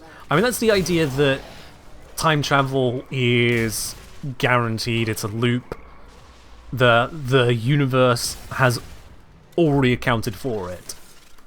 Effectively giving you a bit of a grandfather paradox, what came first, and the idea is, well, they never came first. It always was, always will be. Effectively, fate. Which is one way of handling it. Very rarely do I see something take the fate approach and then actually acknowledge the sheer implications of declaring fate. Because that's what it does. When one writes in a loop that says, oh, well, it always happened that way, it was always going to happen that way, that's fate. If things cannot change, despite the fact that you have access to every appearance of time travel, that's fate. That is predetermination. Complete. Excellent work, Tenno. That's fucking heavy. Can't just throw that in somewhere. And if things aren't predetermined, if it goes a different way, then that is equally heavy. That is just completely ruled out the concept of fate if you're still time traveling within the same timeline. And if you are instead going to a different timeline where things were different, well, that's no longer time travel. You're just switching world line. You're going to a different world. That it happens to be, for all intents and purposes, your world, but earlier is irrelevant at that point.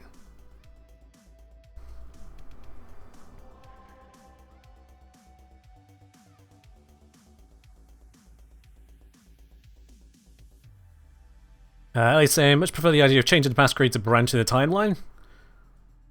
Which then begs the question is, okay, so what is a branch in the timeline? Has the timeline you've left continued on? You just vanished from it? And this branch you've created is the new one? Or in interacting with the branch, and so now it's new, does that mean the other one can't happen anymore? What causes these branches? Is it the act of time travel that causes branches? that it is just a cut at the moment that a time travel happened, and then it's just a straight line thereafter. A splice, if you will.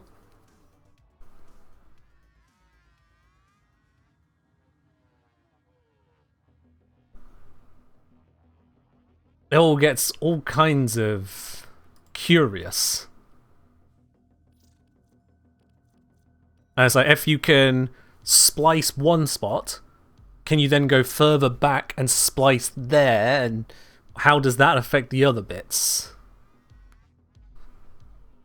Whose time travel interacts with whose?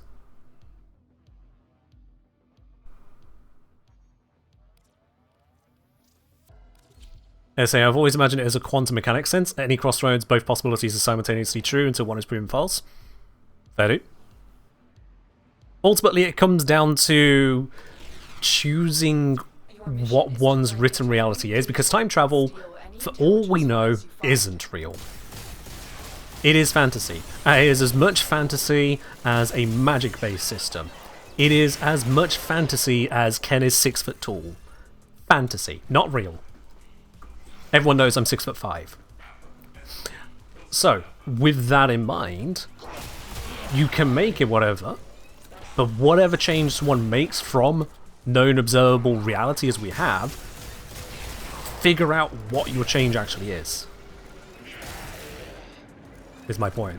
And almost to a T, time travel writers don't. They have the neat idea and then they stop. And that just does me in. I can't.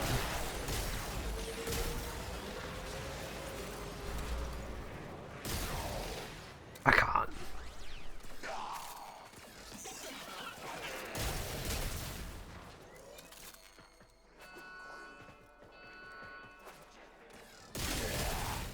Oh yeah. One of the ones that definitely doesn't work is Doctor Who. And their idea of fixed points in timelines. Because they can change so much in those fixed points, but then they still happen, and then there's still loads of things that can change around it. But it's like, you can't go from one fixed point to another with such wild changes in between if those two fixed points exist within the same relative set of objects. And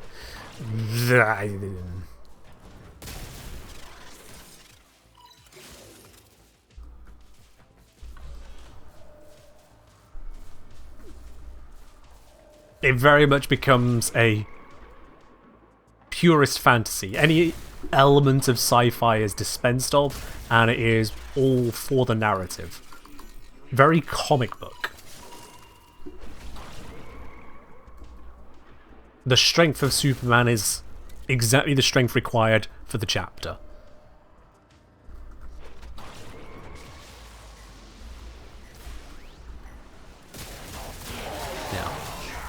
Hey, if I ever end up saying something as you're typing it out, know that you've got a Twitch delay, which is part of it, and I get to just straight speak. You have to type and then send and have it appreciated by others. We're probably thinking at the same time, relatively speaking. It's just the theory of general relativity Twitch stream edition gets in the way. Simultaneity is a quirk of the observer, and you're observing me. That's the best we'll get out of time travel here.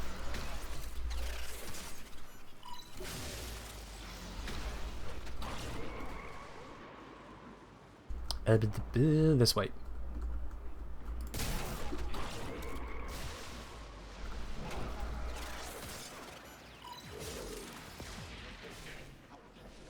Esprit, with all the best will in the world, if your sci-fi universe is close to your perfect world as you described it, I think for our continuing friendship it might be for the best I don't review it.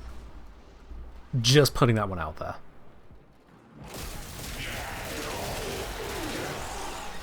We'll leave that one to whimsical wonder.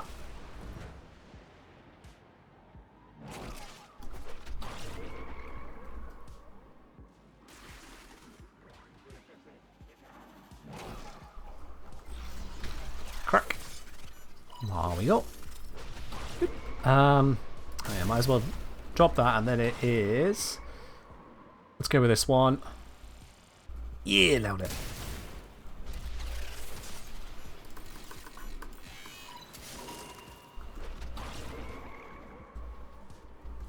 Yep. Wow, double nullifier. Screw you, game. Screw you.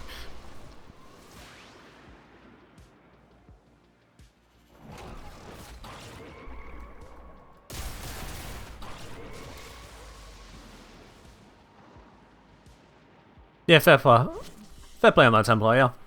If you have a system which is genuinely inexplicable, acknowledging that it is intended to be so, it is purely for narrative's sake, magic go burr, then fair enough. Magic go burr. If one acknowledges that in a design, then have at it. It's, sure. When anything involves any kind of power rating and tries to measure itself, it's like... Are you going to stick to those measurements? Are you? Is 1 + 1 still going to equal 2 tomorrow? Yeah. Yeah.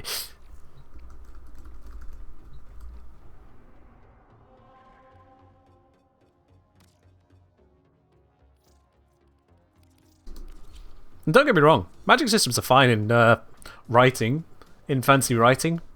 Hell, sci-fi can accommodate a level of magic because, as is so nicely quoted, any sufficiently advanced technology is indistinguishable from magic. That is to say that when things get advanced enough, the explanations as to how they work might as well just say a wizard did it. I mean, you try explaining to me how a processor actually works. Just the computer processor I have in the computer that is currently, right now, rendering the live stream that I am sending to you whilst playing this video game. And everything else that is currently running on here as well. Just try explaining that to me. We're already at magic. And this magic includes magical interference as a thing that, on various hardware, they've run into issues of the actual interference of magnetic fields from itself or quantum tunneling getting in the way as to how much better they can make things. Basically borderline magic. But for me personally, what makes something actually magic rather than sci-fi is when oh, I've done it again. The updated version of this you can fly out. It's the old school one you can't. Anyway, the distinction for me between something that is just really advanced sci-fi and straight up magic is magic has absolutely no cause and effect. Magic has a this is needed to make it happen, but it's the connection between cause and effect isn't there.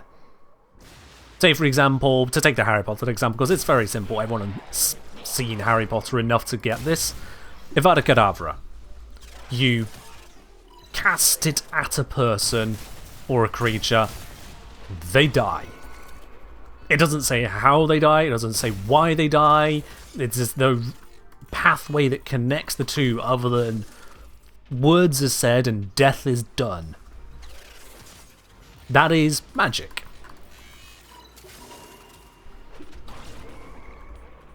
There's just no connection. Whereas with something sci-fi, a connection can be made. You don't have to explain it. You don't have to have the ins and outs as to how that really happens. It's just there. Fully Fox said, could the opposite be true, that any sufficiently advanced magic is indistinguishable from technology? It's not quite opposite. What you're looking for is any sufficiently understood magic is indistinguishable from technology. That is the alternative phrase that's made of it. And that I do challenge. It is possible to understand something to the point of, say it works, without being able to find out how it works, but I suppose it then challenges the the definition of understanding. The sufficiently understood saying, well, we can actually find the pathway. If you don't find the pathway, you haven't understood it. Which I think runs into an issue of definition limits. If you can understand something to the point of showing the pathway that makes it work, it is no longer magic. The definition has been breached. And this is my own personal definition, which tries to make sense of all of these concepts, which is why it then all falls apart when you ask the next person who has a different definition of magic. Yeah. Yeah, we don't understand all the physics, biology, yada yada. There's still science because we know there has to be a pathway. We know our world does not run on magic. Well, okay, I say we know, but we have to take on a certain element of scientific rigor that we're not going to reach a point and go, oh wait, this just doesn't work. We do have to reach a point where we trust that it's not magic. The very nature of the scientific method requires that you do not invoke God. You have to be able to accept that there is a pathway. We just have yet to find how to know that pathway.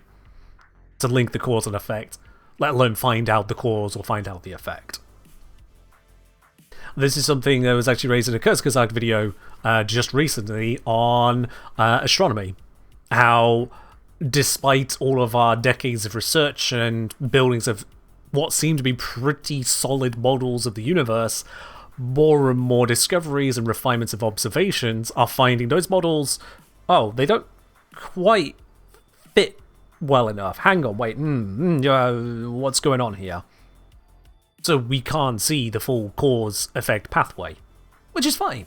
You don't have to see it to know it. Sorry, that's wrong. You have to see it to know it. You don't have to see it to have it be there and still creating that world. But it's like, pen up, drop.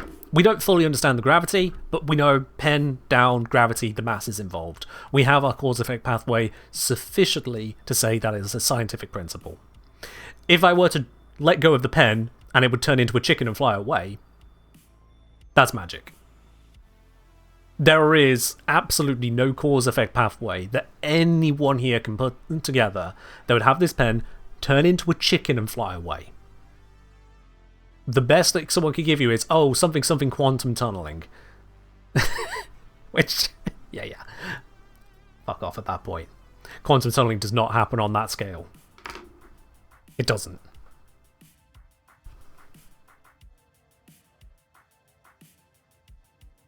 So you'd have to see the dough to now bread is made? I guess, yeah.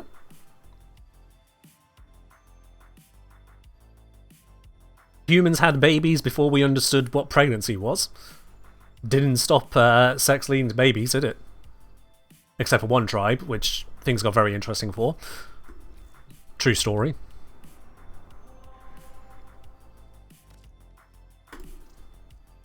I still haven't leveled up these weapons, have I? Nope. Unless you have the improbability drive. Magic. No, it's just a probability thing. Magic. Any intelligence files you find.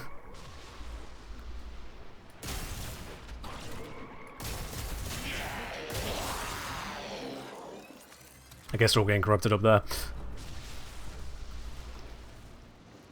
Speaking of probability, I'm going to go on a slightly different rant now. Rant about superpower choices. Oh, this is one that does my head in. Today is apparently a rant about everything that's not Warframe Day, and I'm full sending it today. Maybe I... Did I grab the not... I might have grabbed the caffeinated tea bags today. Okay. That explains a lot. Fuck it, we're still going with it. Anyway. If you can have any superpower, what would you pick? Now, a lot of people pick flying, teleportation, invisibility. Invisibility people, we're looking at you, we know what you like. You're not in good company there. Anyway, there are lots of common choices. Andrew, cheers. Invisibility is up there with mind control for... Are you sure you want to admit this to everyone around you? Because we're not going to leave you alone at parties anymore. And then we come across that person who says, I'd like the power to manipulate probability. At which point I'm just like, oh no, here we go. Here we go, okay. What do you mean by manipulating probability? So like, currently there is a 0.000 something percent chance that £1 million will just appear in my lap. I'll make that 100%. Like, you've wished to be God. Your superpower is God. That's not how probability works. But then there's always a chance if... No, that's not how probability works. Probability is a lack of understanding, or is used otherwise for basically quantum level effects of decaying atoms, because we literally just do not understand how it works. There isn't a actual universe-coded probability of me winning the lottery. I pick the right numbers or I pick the wrong numbers. It is disconnected from the drawing of the numbers itself. Probability, as we usually use it, is an expression of a lack of understanding. So when someone picks a superpower, I can change the probability of anything to any percentage I want. They're just wishing to be God. They're just asking for every power ever. The probability of them becoming see-through is now 100%. Well done, whatever. The probability of them spontaneously gaining the ability to fly without needing anything else is 100%. Well done, whatever. Bleh. I have serious disdain for someone who picks probability manipulation. Fuck off, quite frankly. Is someone picking a cheating power? Yeah, basically. They've figured they've come to an answer, which is to ignore the question and just become God. But they feel like they've found a loophole in the question. No, you haven't. No, you're just picking God. You're willfully misunderstanding probability to pick God. I am strictly saying become God as opposed to a God, on the principle of an omnipotent God.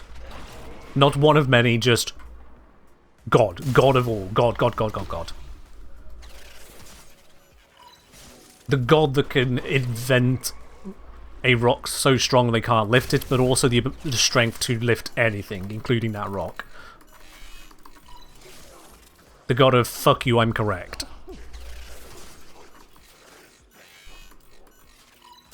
That's what that is.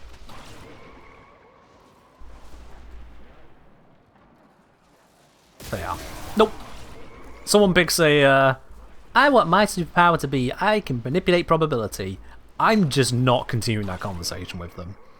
I will, if I'm forced to be present for it, I will smile and nod and say as little as I can, because if I actually say my piece, they're gonna be upset. Because I'm gonna call them out for not actually making a pick. Mission complete. Excellent work, Tenno. Big old pet peeve. Also, Vicious Frost and a Baruch Prime chassis. What do we got there? Vicious Frost is worth 9 plat. Not terrible. Baruch Prime chassis, 3 to 4 plat. Pretty terrible. I'm not even going to look up Reflex Guard. I'm going to look it up, but it's going to be bad, isn't it? Reflex Guard. How is that 3 plat? Who needs this enough to... What? That should be a 1 plat by this point. Whatever. Let's say I've had this conversation myself a few times. Honestly, my choice would be the ability to comprehend, speak, write, perform, etc. every language fluently. I mean, that is a pretty broad acting one, isn't it? Yeah. That is a very broad acting one. And starts to challenge the definition of language as well, doesn't it? And it really does start to challenge it, like, what is the language of the universe? Something like that, yeah. Amra's saying, what about Domino, brackets Nina Thurman, brackets Deadpool? She has mutant probability, altering powers, or luck. So I've not actually watched Deadpool 2, which I think that character is in. And that, I'll be honest, is one of the reasons I've felt disinclined to, because I've seen a couple clips trying to justify her part in it of, oh, she's passing the look on to others around her. I'm just like, I'm gonna get pissed off watching that, aren't I? I'm gonna get pissed off.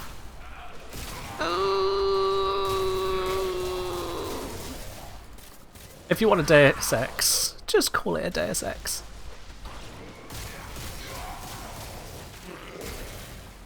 So, for the better of everyone around me, I just don't learn any more about that film. It's like an alcoholic walking past a liquor store. They know if they go in there, it's just going to get bad for them and probably for everyone else near them. When you know you got a problem, you don't make it worse. In my case, it's the problem of struggling with that. That's it. You opened the relic. Finish your mission and we'll take a look inside.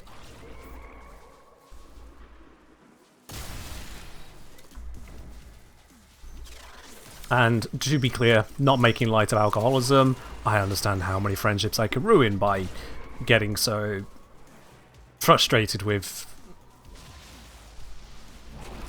for the narrative stuff.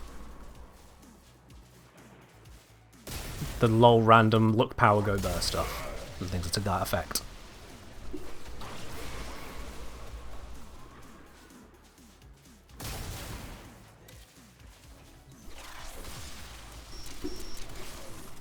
What is my personal power pick? So that is a tough one.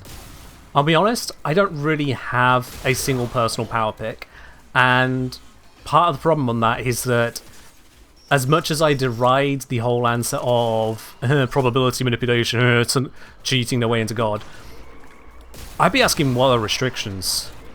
Because if there is no restriction, if one can pick anything, why wouldn't I just pick as God? Why limit myself, you know?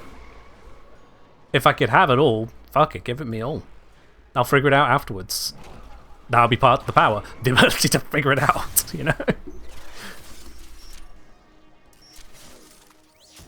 So if you could choose to have any amount of money, or you could have infinite money, which would you pick? Would you pick the ability to buy a limited amount of things, or just have anything? Like, let me reduce my options by picking a limited amount right now. Yeah.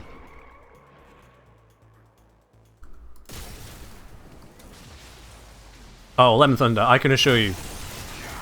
It could be a problem for them too. But let's not overdwell on that particular analogy, please.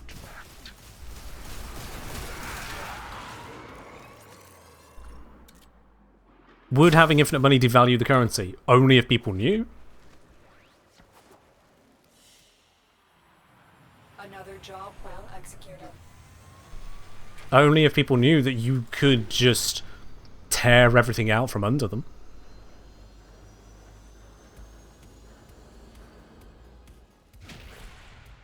SBC, I think having it all to either get overwhelming or closer to an existence where everything suddenly becomes mundane and meaningless, you have limitations of stimulation.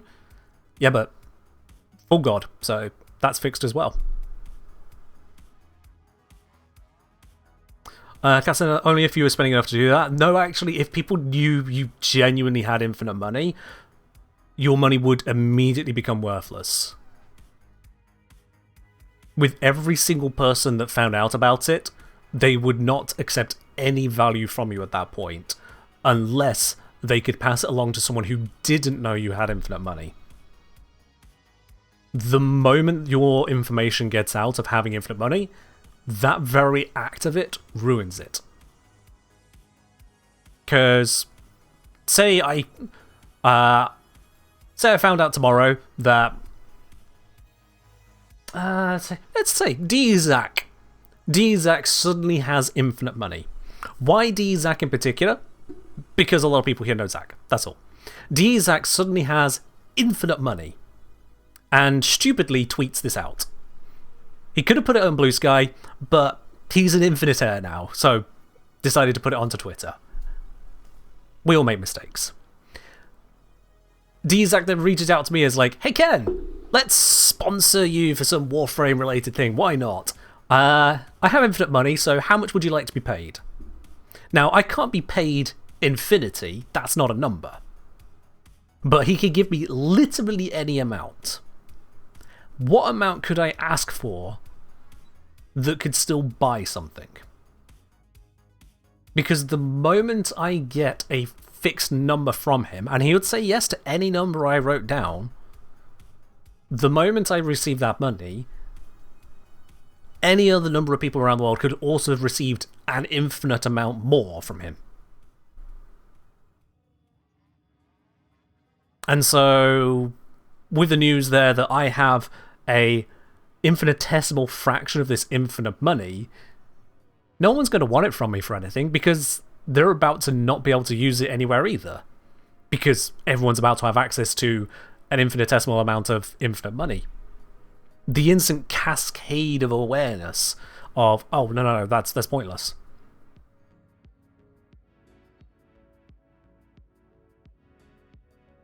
It would have nil value.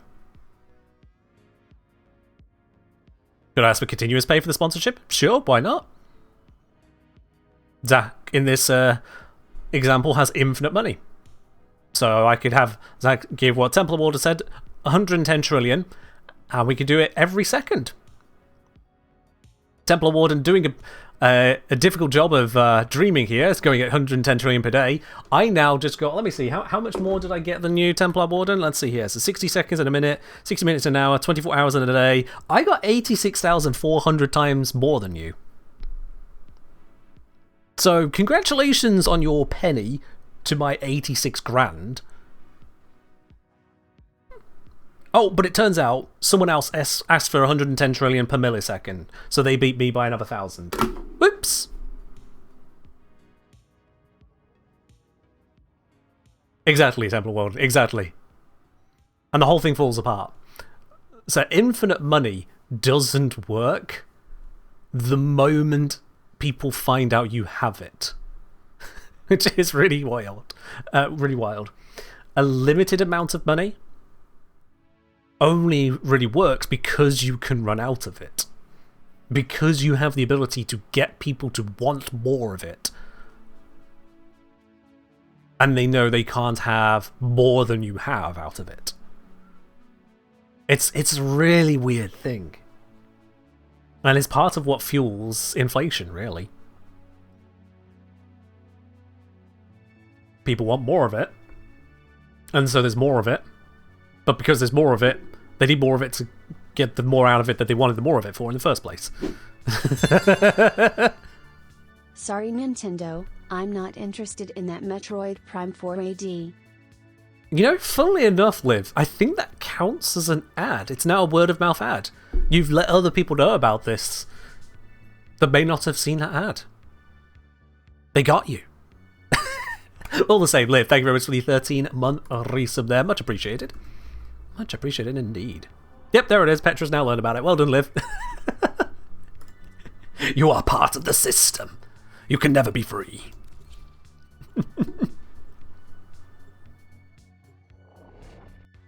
LSA, so in the question of infinite money or no money, the actual answer is Darun's question, they're the same. No, not quite. With infinite money, you just have to make sure no one ever finds out. That is the difference. If you can always afford whatever you want to afford, you then have to carefully shape your actions so that no one ever figures out that they could get more from you. If no one knows, you just appear as rich as you appear to them. If you were to have infinite money from a bank account that not even a bank was somehow aware had infinity inside of it. If somehow you had it set up that way, and then just lived your life as you currently live it, no one would ever know. The economy would not budge in the slightest. Whereas if you had no money, well, the economy wouldn't budge, but you sure as hell would. I'm sure there are some people here who would appreciate being as rich as to have zero. My condolences if you're in that situation, but let's also not go down that road. I spoke without thinking. It's the awareness of it that ruins it. I have gathered 0 reactants so far. Oops. Let's fix that.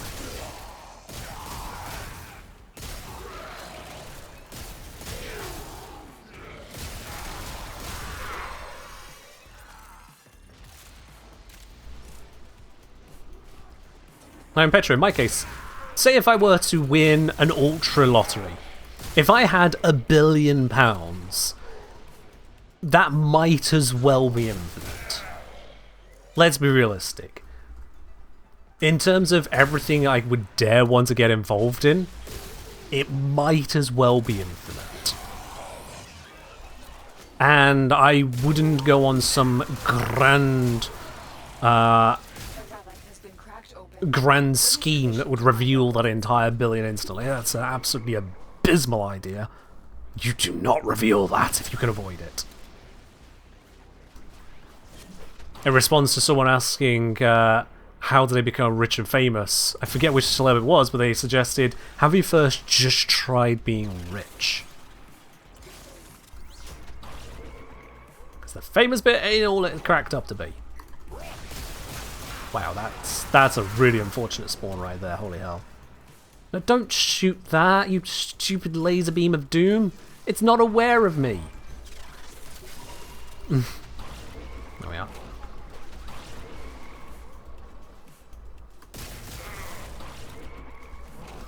All lotteries are a scam, odds are against you. That's not the definition of a scam. Yup, that's not the definition of a scam.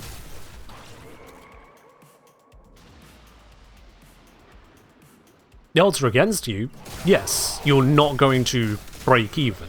That's how they work. Mission complete. Excellent work, Tenno. Well, that doesn't make it a scam. There are those who will say that a lottery like the National Lottery here in the UK is a quote-unquote idiot tax. That's not fair. That's genuinely not fair. On average, it's a loss, yes. If someone goes into the lottery thinking they will make money, yes. That is dumb. So how many of you here could turn £2.50 into £1 million? Be realistic. Just £2.50.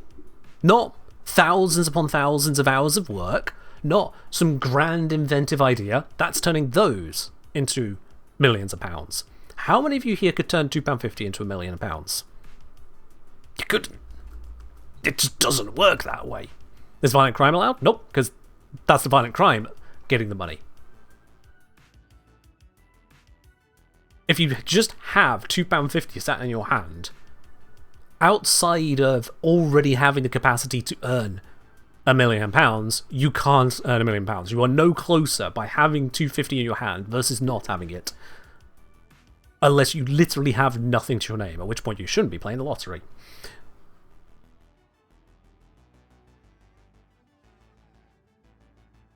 So, at that point, it is an entertainment expense. To entertain the dream, the idea as to what it could be. A lottery, yeah, as Ellie is putting here very nicely, it's neither dishonest nor fraudulent, if it's done correctly. They tell you the odds.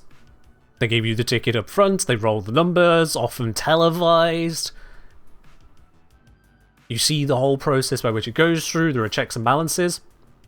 And at least with the National Lottery here in the UK, don't know or care about other lotteries, but here in the UK, it actually supports a hell of a lot of charitable causes in the process. The money doesn't just vanish, it goes somewhere. It actually goes somewhere. So it is part charity, part entertainment. That doesn't sound like an idiot tax to me.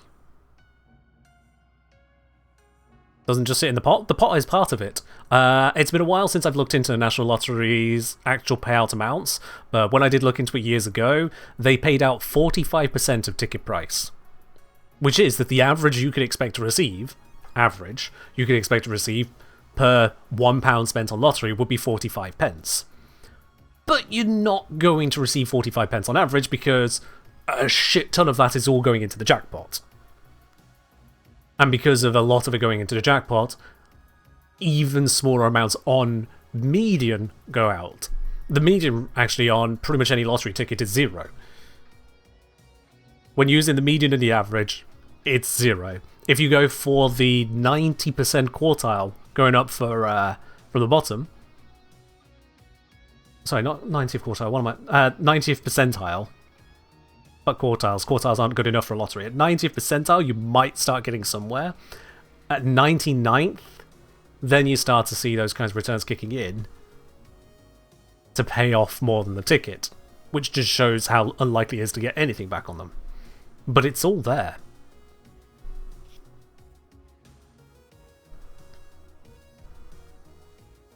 It is all there. And out of the 55% that isn't paid out, that is going on the expensive administration of the actual lottery, or the staff, all the materials involved, or licensing, whatnot on that side, taxes involved, and then any charitable causes they give out money to as well.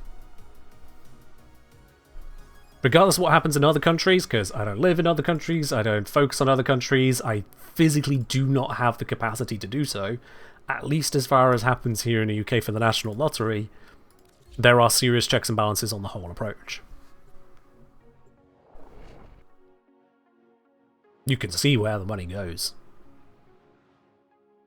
Can I give some weapon recommendations for someone as a beginner around MR5-ish? What is worth to form a heavy? At MR5, nothing is worth to form a heavy. You will rank up into even more powerful weapons far sooner than you'll ever need to form a heavy a weapon. Don't do it. However, weapons at your tier, I believe you could have access to the Heck, and that will do a lot of good work. Absolutely. Honestly, just grab stuff, level up. You're still in the very early game. You got further to go. Had I mod the code of course assist? I didn't. I've just finished leveling it up by doing spy missions. I should have taken it off to start leveling something else. I have done 0 modding on this weapon. And to be honest, I have 0 intent of modding it.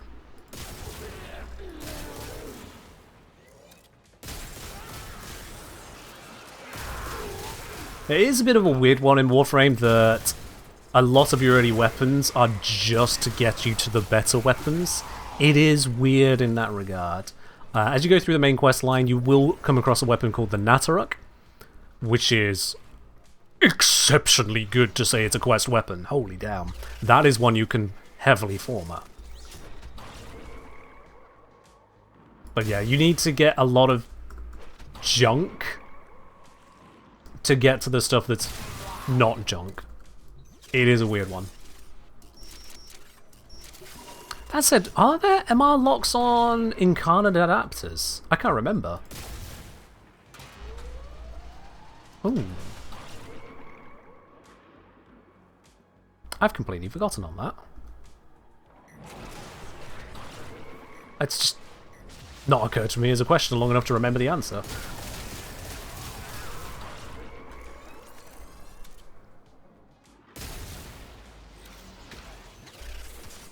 Pity that so many cool weapons are just not good enough. Yeah.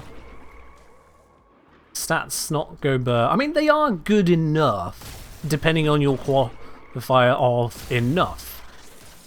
If you stick with a star chart, you can make anything work. Absolutely. You go to Steel Path, and you lose a bunch of weapons. Not a huge number, and you've still got plenty of categories covered in other ways, but you do lose a bunch.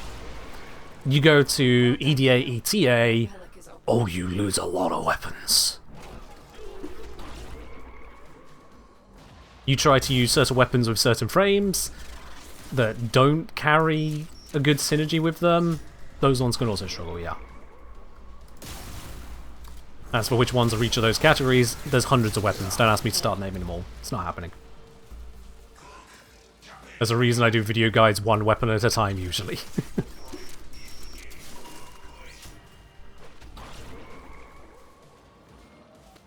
Adapters lie behind anything except requirements for Steel Path. Fair enough. Roll the requirements for Steel Path. are just complete new war now, right? Yeah, I think it is. No, it's complete all the nodes prior to the new war. That was it. Which is, yeah, it's a chunk, but it's not like that many.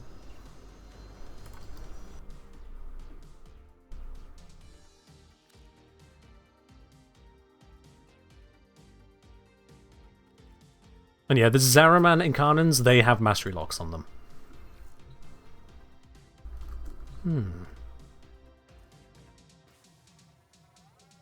That is a weird one. So, hold about a moment. Hold on.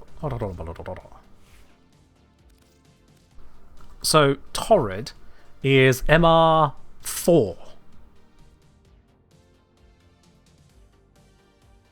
And MR4 genuinely could have access to Torrid Incarnan.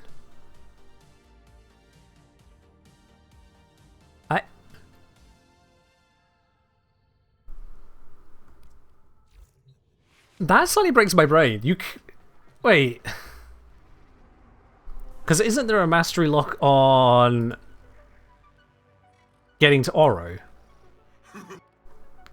Or did they remove that one? It's been a while since I've triple checked on that. I know I've got the upcoming thing on that on every farm.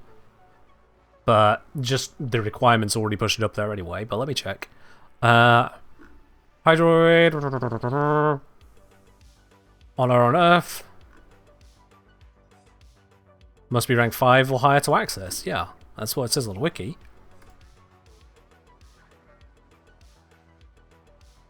Huh.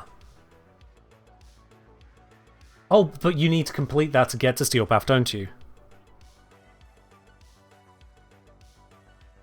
Yeah, you need to complete that to get to Steel Path. Right. So Steel Path is MR5 locked. Okay. It still feels pretty low, but yeah.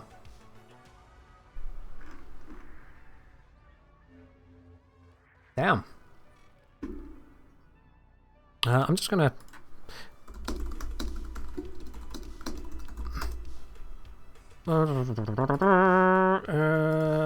within last year...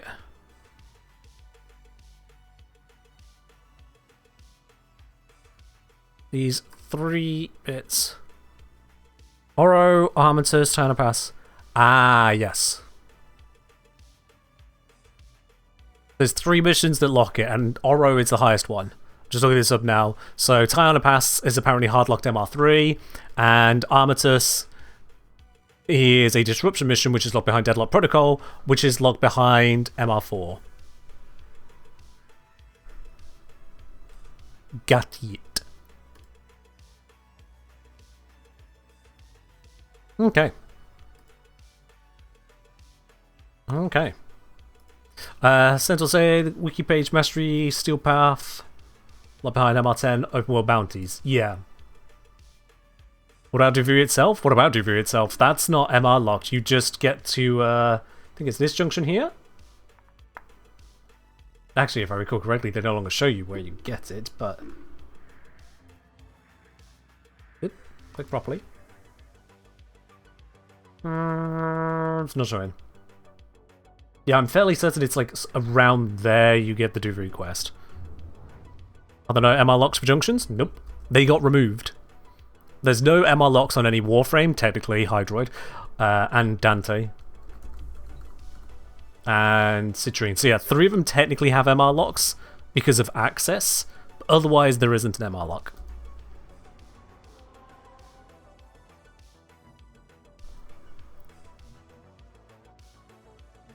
Not fair to Electronic Art, fair to. Nice of Twitch to let you know early that I was on, not 2.5 hours in. That's thanks, Twitch. Duviri Paradox Uranus Junction? Okay, yeah. Yeah, that makes sense, yeah. So many of these details keep on being changed, it's like... Yeah, honestly, when it comes to knowing when I'm live, if you're not keeping tabs on my own schedule, which, fair enough, I barely keep tabs on it myself... If you're not keeping tabs on my schedule, then the best way is to be on the Discord and turn on all pings on the live stream announcements channel. It's the only way to be basically guaranteed to get the ping, because rather than waiting for technology to send it out, I send it out. So either you turn on more pings and receive all the pings from more pings, or if you just want the live stream ones, you just turn on anytime there is a message on the channel, ping me, which is a setting that Discord has. So yeah. 6-7 hour difference between us. Yeah, if you're on the far side of the States or something, that's going to be difficult. Likewise, it's even worse if you're on the 6-7 hours ahead of me. Because that means for 7 hours ahead of me, I go live at, what's that, 2 AM? Yeah, that sucks. Time zones are a thing, unfortunately. Why did they change Delivery from a different start to a quest to unlock? Because, quite frankly, it was not well positioned for new players. I still feel like it should be after the second dream. I get that they've got value to new players. It's not enough value to new players, as far as I'm concerned. It's not. It's the story elements they decided to put into it. The very fact that it calls out things that even after the second dream you shouldn't be aware of. They've included aspects in it that really are not suitable for new players as far as I'm concerned. And then what you can actually get from it, by and large, it's not actually better for farming frames. The vast majority of them are worse to get through circuit. Weapons are by and large just poor way to obtain. All the progression you supposedly get there is actually non-progression most of the time. Oh yeah, you can get some MR from intrinsics, you can get some small upgrades for out of Duviri areas, but the time you spend in Duviri doesn't actually get you somewhere else most of the time. So honestly, it's not great for the majority of new players, other than, hey, this is cool content, if you find it cool content. Now, in terms of it being very different than Warframe and the progression side of stuff, wouldn't be an issue if it weren't for the story elements. It's basically the story side of stuff that I go, come on, that's not right, is it? Mission complete. Excellent work, Tenno. Rat and Prime stock. I'll put it on the pile. Elias wondering if they'll add new frames to circuit rotation. We'll see on that. We'll see.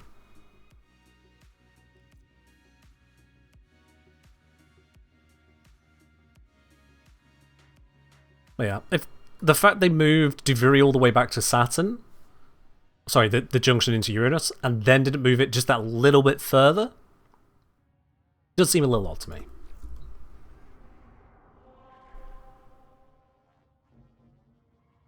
What happened at last at Salavi was doing disruption arbitration. They seemed to put a lot of quotes from there. I wish I had you a good answer for Alan V. I really do wish I had a good answer for you. Unfortunately, a significant portion of his storyline happened past tense before I started playing the game. This was when D, for some reason, was still of the mind of creating story moments and then removing them from the game afterwards. So I wish I could tell you. It still irks me that as recently as Jade Shadows they did that as well. It genuinely irks me that they did that with Jade. And I don't know why. It could have just been the mission. Anyways, man, I'm doing alright. Hope you're doing well yourself. Don't mind the rants and ramblings. That's just a live stream. Did I see the new HEMA augment? Is it possible that we might get a video on it? I should probably pay more attention to these. Pop. That's Basmi one.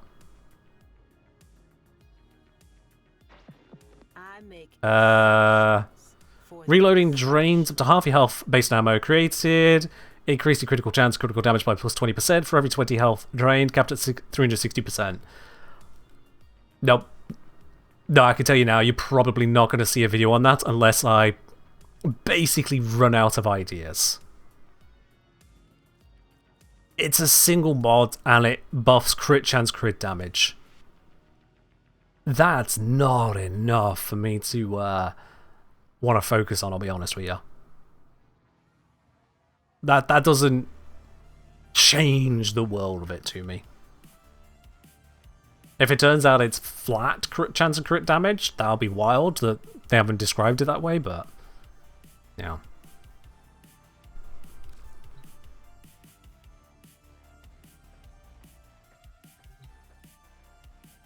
That would mostly come down to a, hey, here's the HEMA. Here's a build. Cool. That'd be like a 4-minute in and out video, I'll be honest. Maybe 5 if I spend some time comparing the insanity of getting HEMA yourself versus the coder HEMA. That is a thing, isn't it? I'm not imagining that. That does exist, doesn't it? Hold on.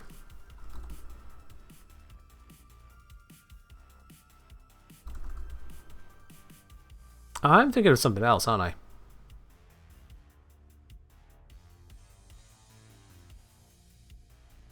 Am I mixed up with Sporothrix? I might be.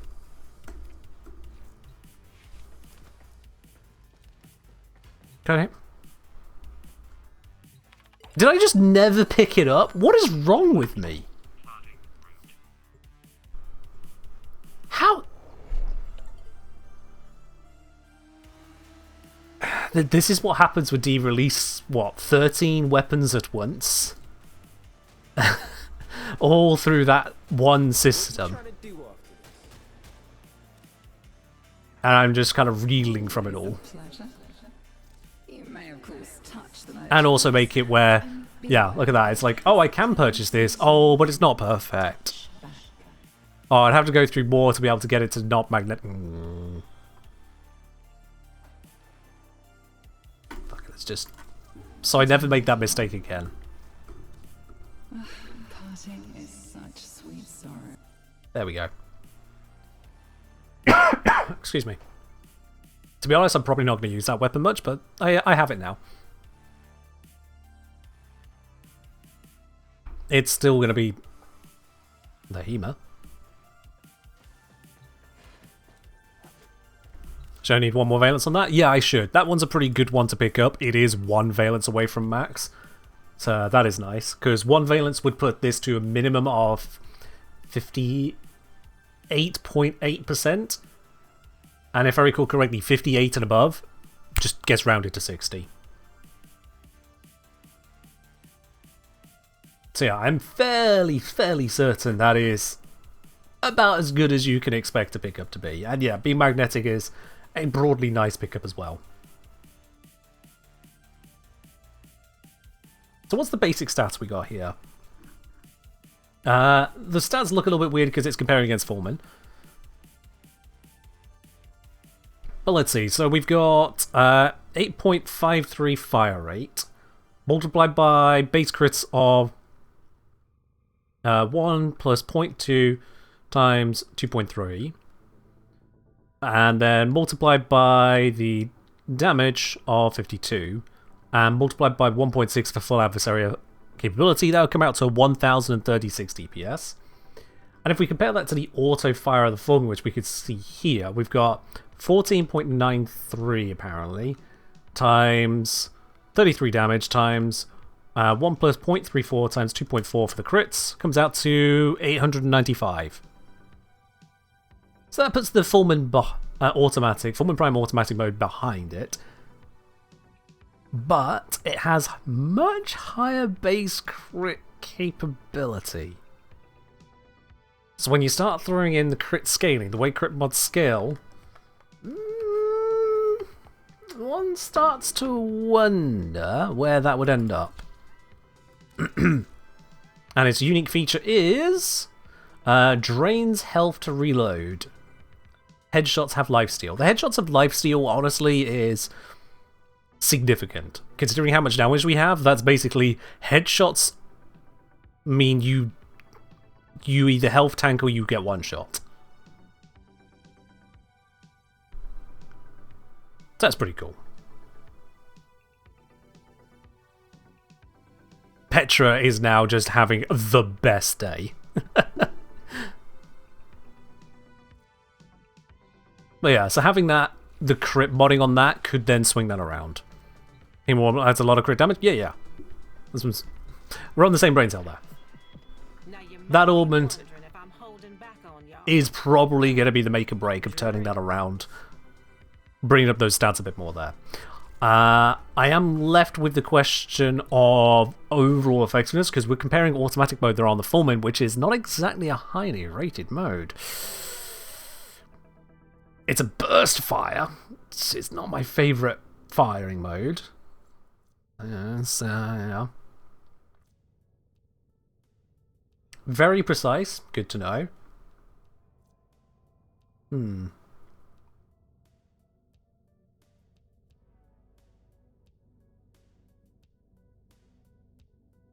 Pretty good status on it though. 30% status. Can't knock that. Yeah.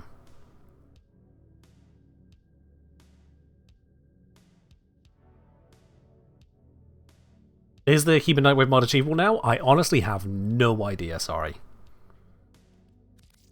I have not been chasing those in a hot minute. I'm such a terrible creator in that regard. Does Hema have AR modding? Should do. I don't see why I wouldn't. Oops, wrong Hema. Whatever. Yes, it does.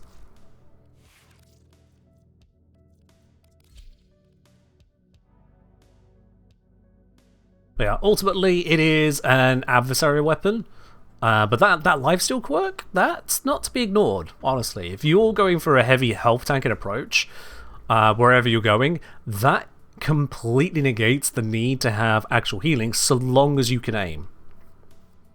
So long as you are aiming, as in hitting those headshots, you could be doing great there. Problem if you're against things that don't have headshots. But yeah, that is about the long and short on that one. Right, just equip you, and let's equip a bunch of mastery off of this, aren't we?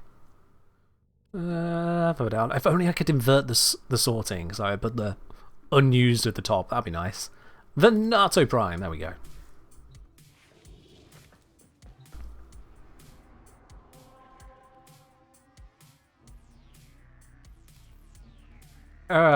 Righty then. Ooh, Axie Spy. Oh, you do treat me well now. Right at the end. This should be good for both affinity and loot. Fingers crossed. Tenno, I need you to get inside enemy data vaults and retrieve crucial intelligence data.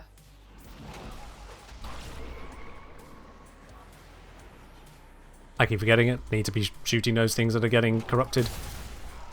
It's still a fissure, Ken. Still a fissure. Can't just spy. It's specifically fissuring.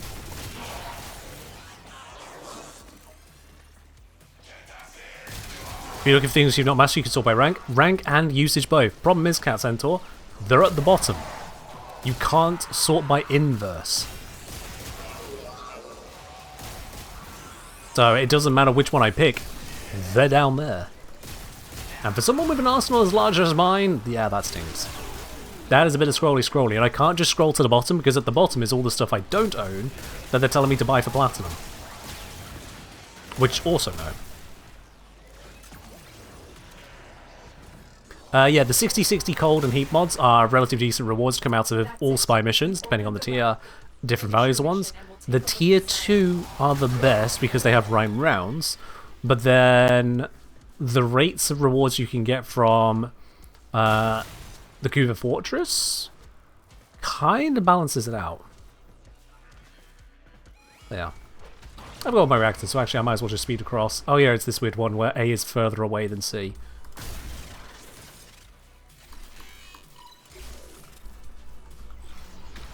Oh.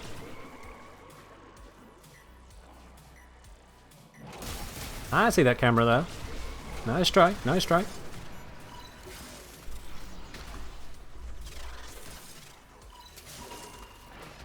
One volt down, off to C. It's still weird to me that this mission spawns B and C closer than the A. So weird.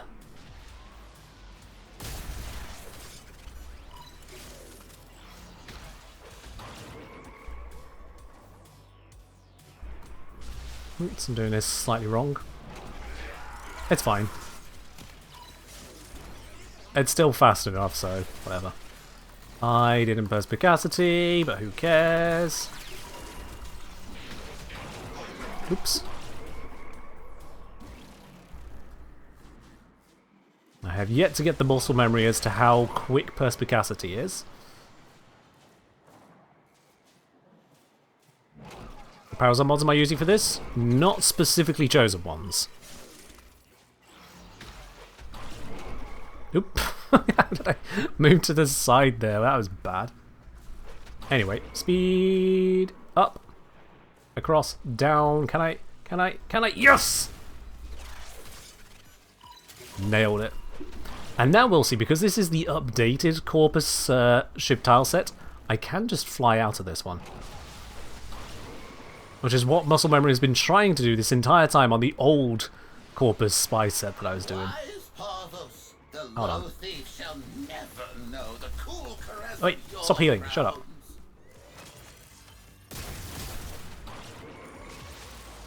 There we are. I mean, you don't have to celebrate to have the tree, Esprit. It's just a tree in a mug with some decorations on it. Excellent work, Tenno. I'm not Christian. I still have a Christmas neck shirt and a Christmas tree behind me. Sometimes you're allowed to just celebrate something. Let's face it. We know enough about the history of Christmas itself, don't we?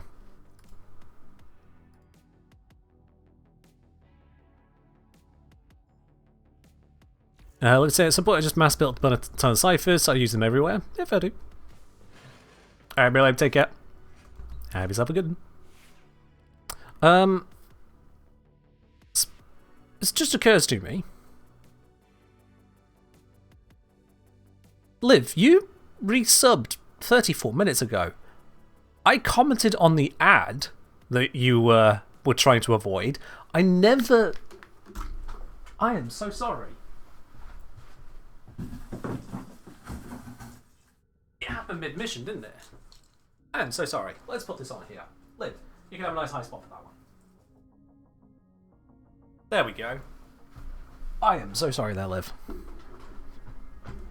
That has been fixed. You get yourself a bauble right near the top of the tree. Is the railjack still smoking? Yep. It's a kind of teal colour today. No idea what colour it will be later, but currently it's teal.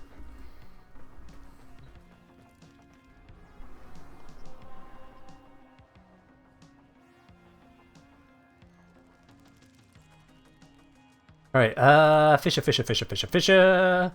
Where is a Fisher for me? Not Survival Spy. There we go. Was that another? Ah, no, we don't want that one.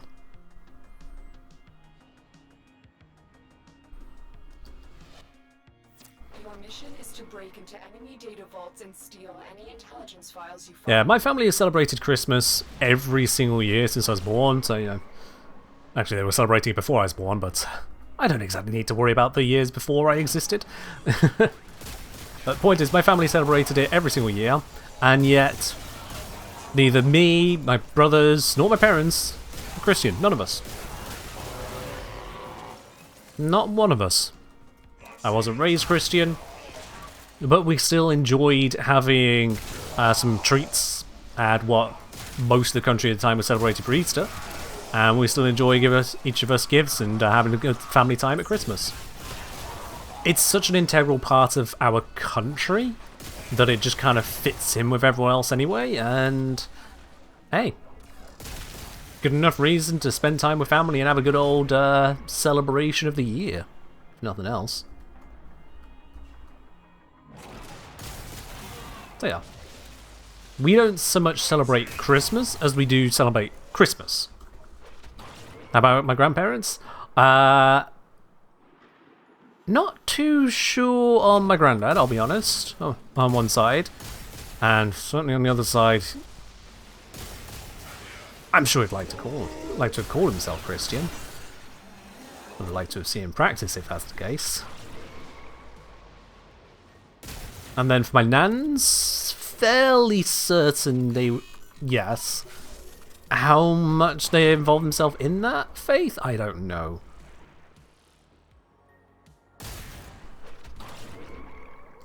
Hard to say. But yeah, if there was any religion they're going to identify with, Christianity is likely to have been the one for all of them.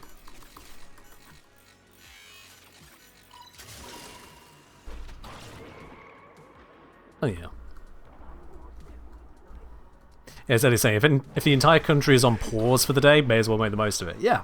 It is a national holiday. Oh, I still need some reacting. It is a national holiday here in England. Both Christmas Day and Boxing Day, they are what we call bank holidays.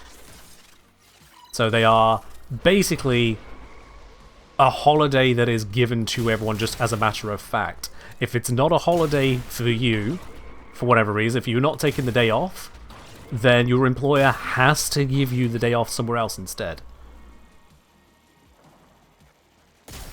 They can't just go, no, you're working Christmas, that's that. Even if you don't observe Christmas, even if you don't celebrate it, you still get the time off somewhere else. I'm probably killing some of my American viewers hearing this, but speak to your doctor about it. Oh, wait. Get over it, I guess. Yeah, make that sound right there. That sound right there. So yeah, considering we have that, might as well just make the day of it. Also, Kelton, I will switch those lights in a second.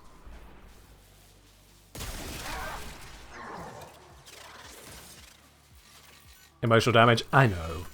Such a nasty Brit, telling you about how good we have it in this country.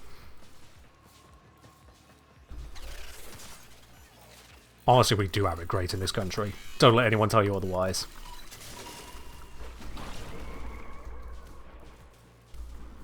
Squiggy, that is not the positive you think it is to me.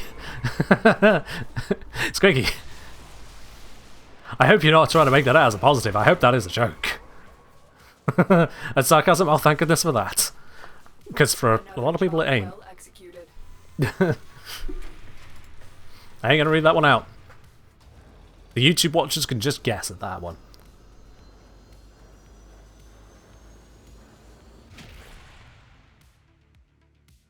Right, Kelvin. At thine request. Orange. There we are. We've not had any particularly fancy pieces today, have we? I know we've not been paying too much attention to them as they've been rolling through. We've not had crazy fancy. No, I wanted the Axie. I want the Axie. If we're going to get anything fancy, it's going to be from the Axie.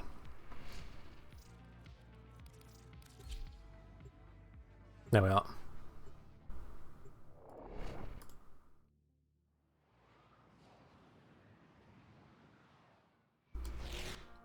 Mods are fighting. Mods are fighting. Everyone grab your popcorn.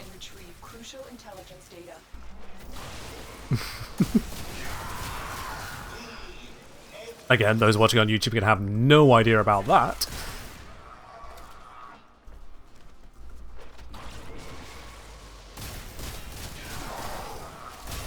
You're being abused? Interesting. Tell me, Esprit, have you taken out anti-abuse insurance?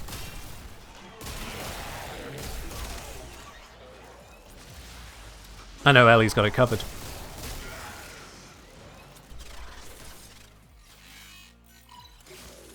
Although, Ellie, I have to ask, do you have a license for that abuse? Hmm? Okay, putting a nullifier there is rude. Oh. That is not okay.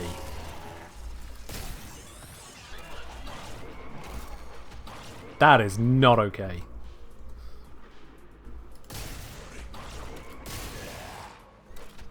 What's supposed to be licenses? And honestly, we don't actually have that much in the way of licenses. Like the joke goes, it is pretty much just the TV license that stands out, and that's about it.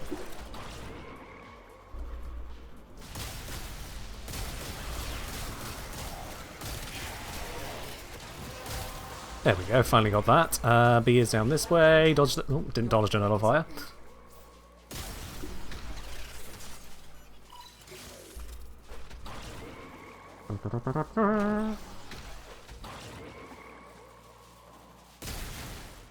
There we go.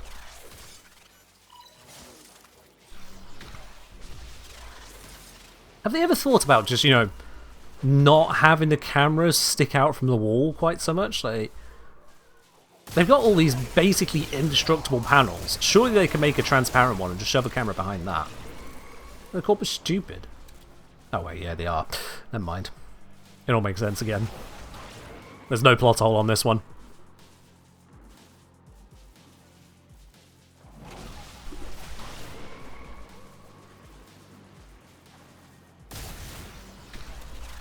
And pop.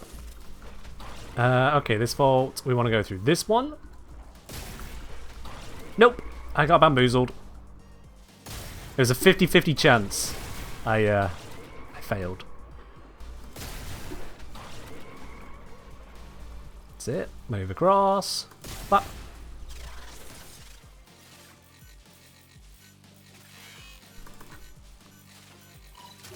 Ta-da!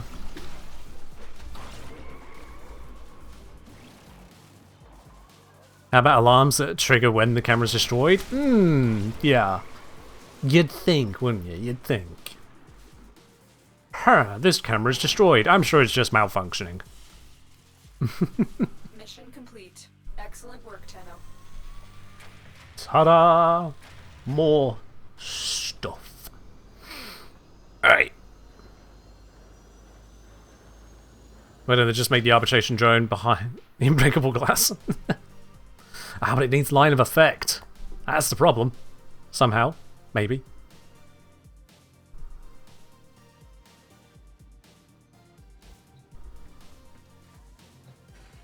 Yeah, it's all a little bit of a video game oddity, isn't it? But hey, it is what it is. We can assume that Ordis is having some interference, but he's only getting away with enough that doesn't make everyone suspicious. Like, when we destroy the camera, Ordis is cutting in with his own feed to make it look like we were never there. He can't do that if there's already a feed, so he needs us to destroy it first. With the lasers moving around, well, Ordis has actually gotten in the way of those lasers. It's on the higher tier vaults, there's more lasers. Because they've got better security, Ordis can't turn off as much without arousing suspicion. So, all the while, it is actually Ordis hacking in as much as he can to help us out to perform the theft. Think I give Ordis more credit than he's due? I mean, we have air support, which is operated by Ordis, and Ordis does get quite a bit of it done in the process. Including, he has a complete systems override available through one of the landing crafts. So, I mean... yeah, in fact, yeah, that's a base Ordis one, isn't it? That's on the Lisa. So it's not that far-fetched for that to be the reason for it. From level 5 Metapod, do you ever use the hacker Moapet with massive summons for spy missions? No, I don't know. I am aware of it as a strategy, and it certainly can speed up things like the big lure one, but I don't use that strategy, no. Not for any particular reason, I just don't use it. I just don't. Is there a magic trick to get Xiphos? Nope. No trick whatsoever. You just go through the process of hitting those drop triggers and cross your fingers. Drop chance go burr. Alright. With that aside, I think it is about time that we do a platinum giveaway. Let's load our plat giveaway up onto here. It's going to take just a moment for that all to come through.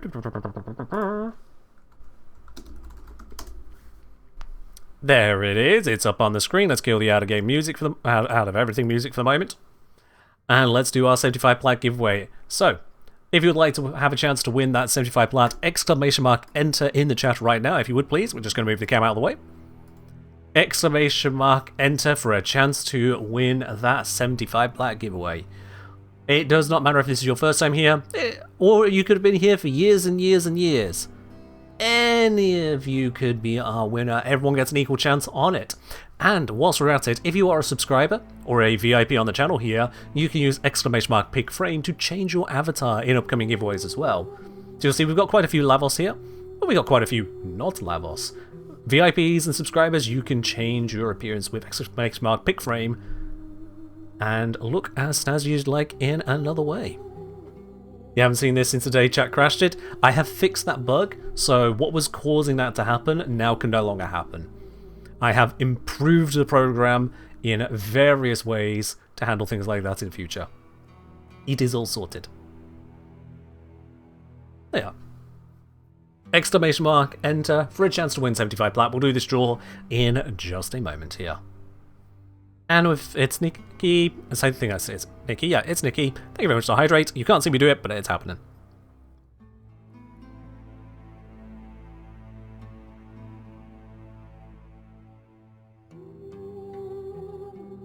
Good, good. Excellent.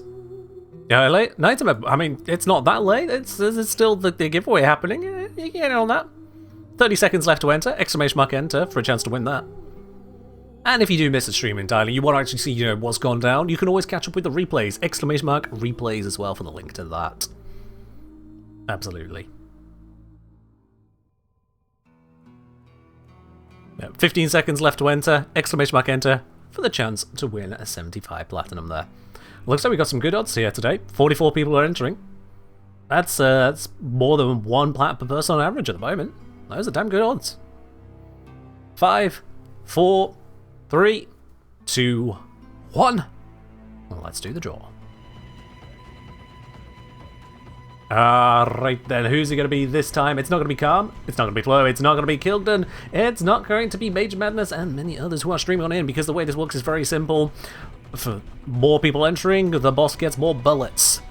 It's a very cruel system, and only one person can be our winner today. Our winner is Malasitos! Malasitos, congratulations, you are a winner here today of the Platinum giveaway. Congratulations there, Malasitos. We'll be sending that over to you, or rather, DE will send that over to you. They do these giveaways in batches every 2 weeks, so you can look forward to that within the next 2 weeks in your Warframe inbox. And it looks like we've got your details already, Malasitos. So yeah, nothing more you need to do. That's on its way over to you. Is that twice in a row? I thought you'd won recently. Well, I mean, if you win, you win. That's one of the benefits of turning up frequently. You just get those extra opportunities. It do be like that. GG indeed. But yes, that is where we are going to wrap it up on this one. Those of you who want to win the giveaways in the future, don't worry, we do plenty of these. Every Wednesday and Sunday, we have got one of these 75 black giveaways here. We've got additional giveaways that happen from time to time as well. The only way to find out is to stick around and enjoy them as they happen, or definitely check over on the Discord for the announcements as I send them out. Your stream is about 15 seconds behind. Oof. Well, I mean, if you're 15 seconds behind, you didn't just get here, which means you zoned out.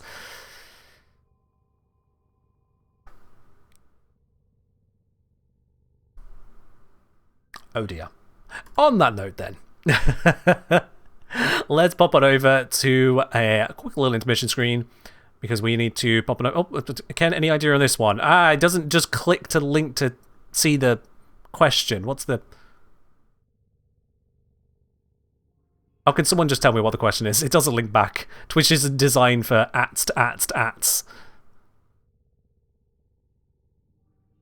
What question am I supposed to be answering? What is going on with this curl today? Seriously. It hasn't been like that in over a decade. Liv said they haven't had their fashion added.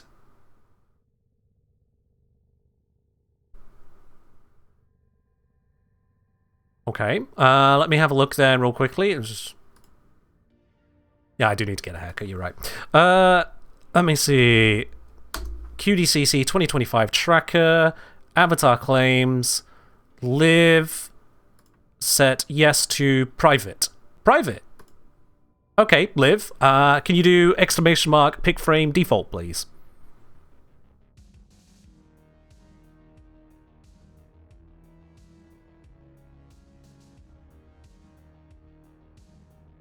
There you go, yep. Set your personal one so it recognizes you have that there. Yeah, it was added. You asked for it to be private, so people can't access it.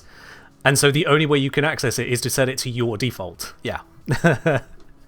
Yeah. Oh, you had me for a moment. I thought I'd covered them all. I was very particular to make sure I had a process so I didn't miss anyone. And yeah. Turns out that's why. We're all good on that. The reason it doesn't work as a whole... you could just use your own name, is that's the way I can make sure you can always access your particular one, even if you want it to be private, and stop everyone else from accessing it. So whether you're subscribed or not, you can always access your personal one you submitted, Liv. That's how I was able to make that one work without having a lot of conflicting checks slowing the whole bot down. Hope that makes sense. Anyway, it is about time that we raid on out to another part of the Warframe community. Let's see who is alive in a Warframe's category today. I definitely had a caffeinated tea. I should... Why did I grab the caffeinated tea bag? Good God. I'm going to be awake for hours still, aren't I?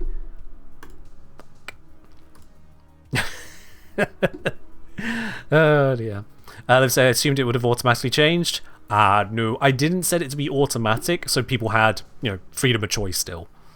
I wasn't going to override settings. It just feels like the wrong thing to override people's own setups. So I leave it to everyone to take the action. I understand the confusion, but yeah.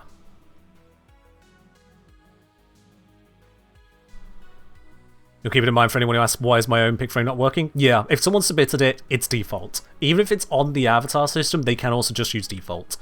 That's just a note for the mods there, and for everyone, I suppose. Let's see. Oh god, who's that nerd? Ugh. The Kengineer. I make this joke every time, don't I? I will come up with a new joke when it stops being funny to call myself a nerd. Okay?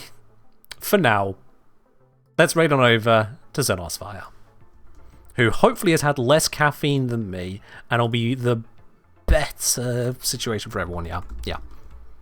Alright, raid is up and running. That's all from me. I'll see you in the next one. Bye-bye.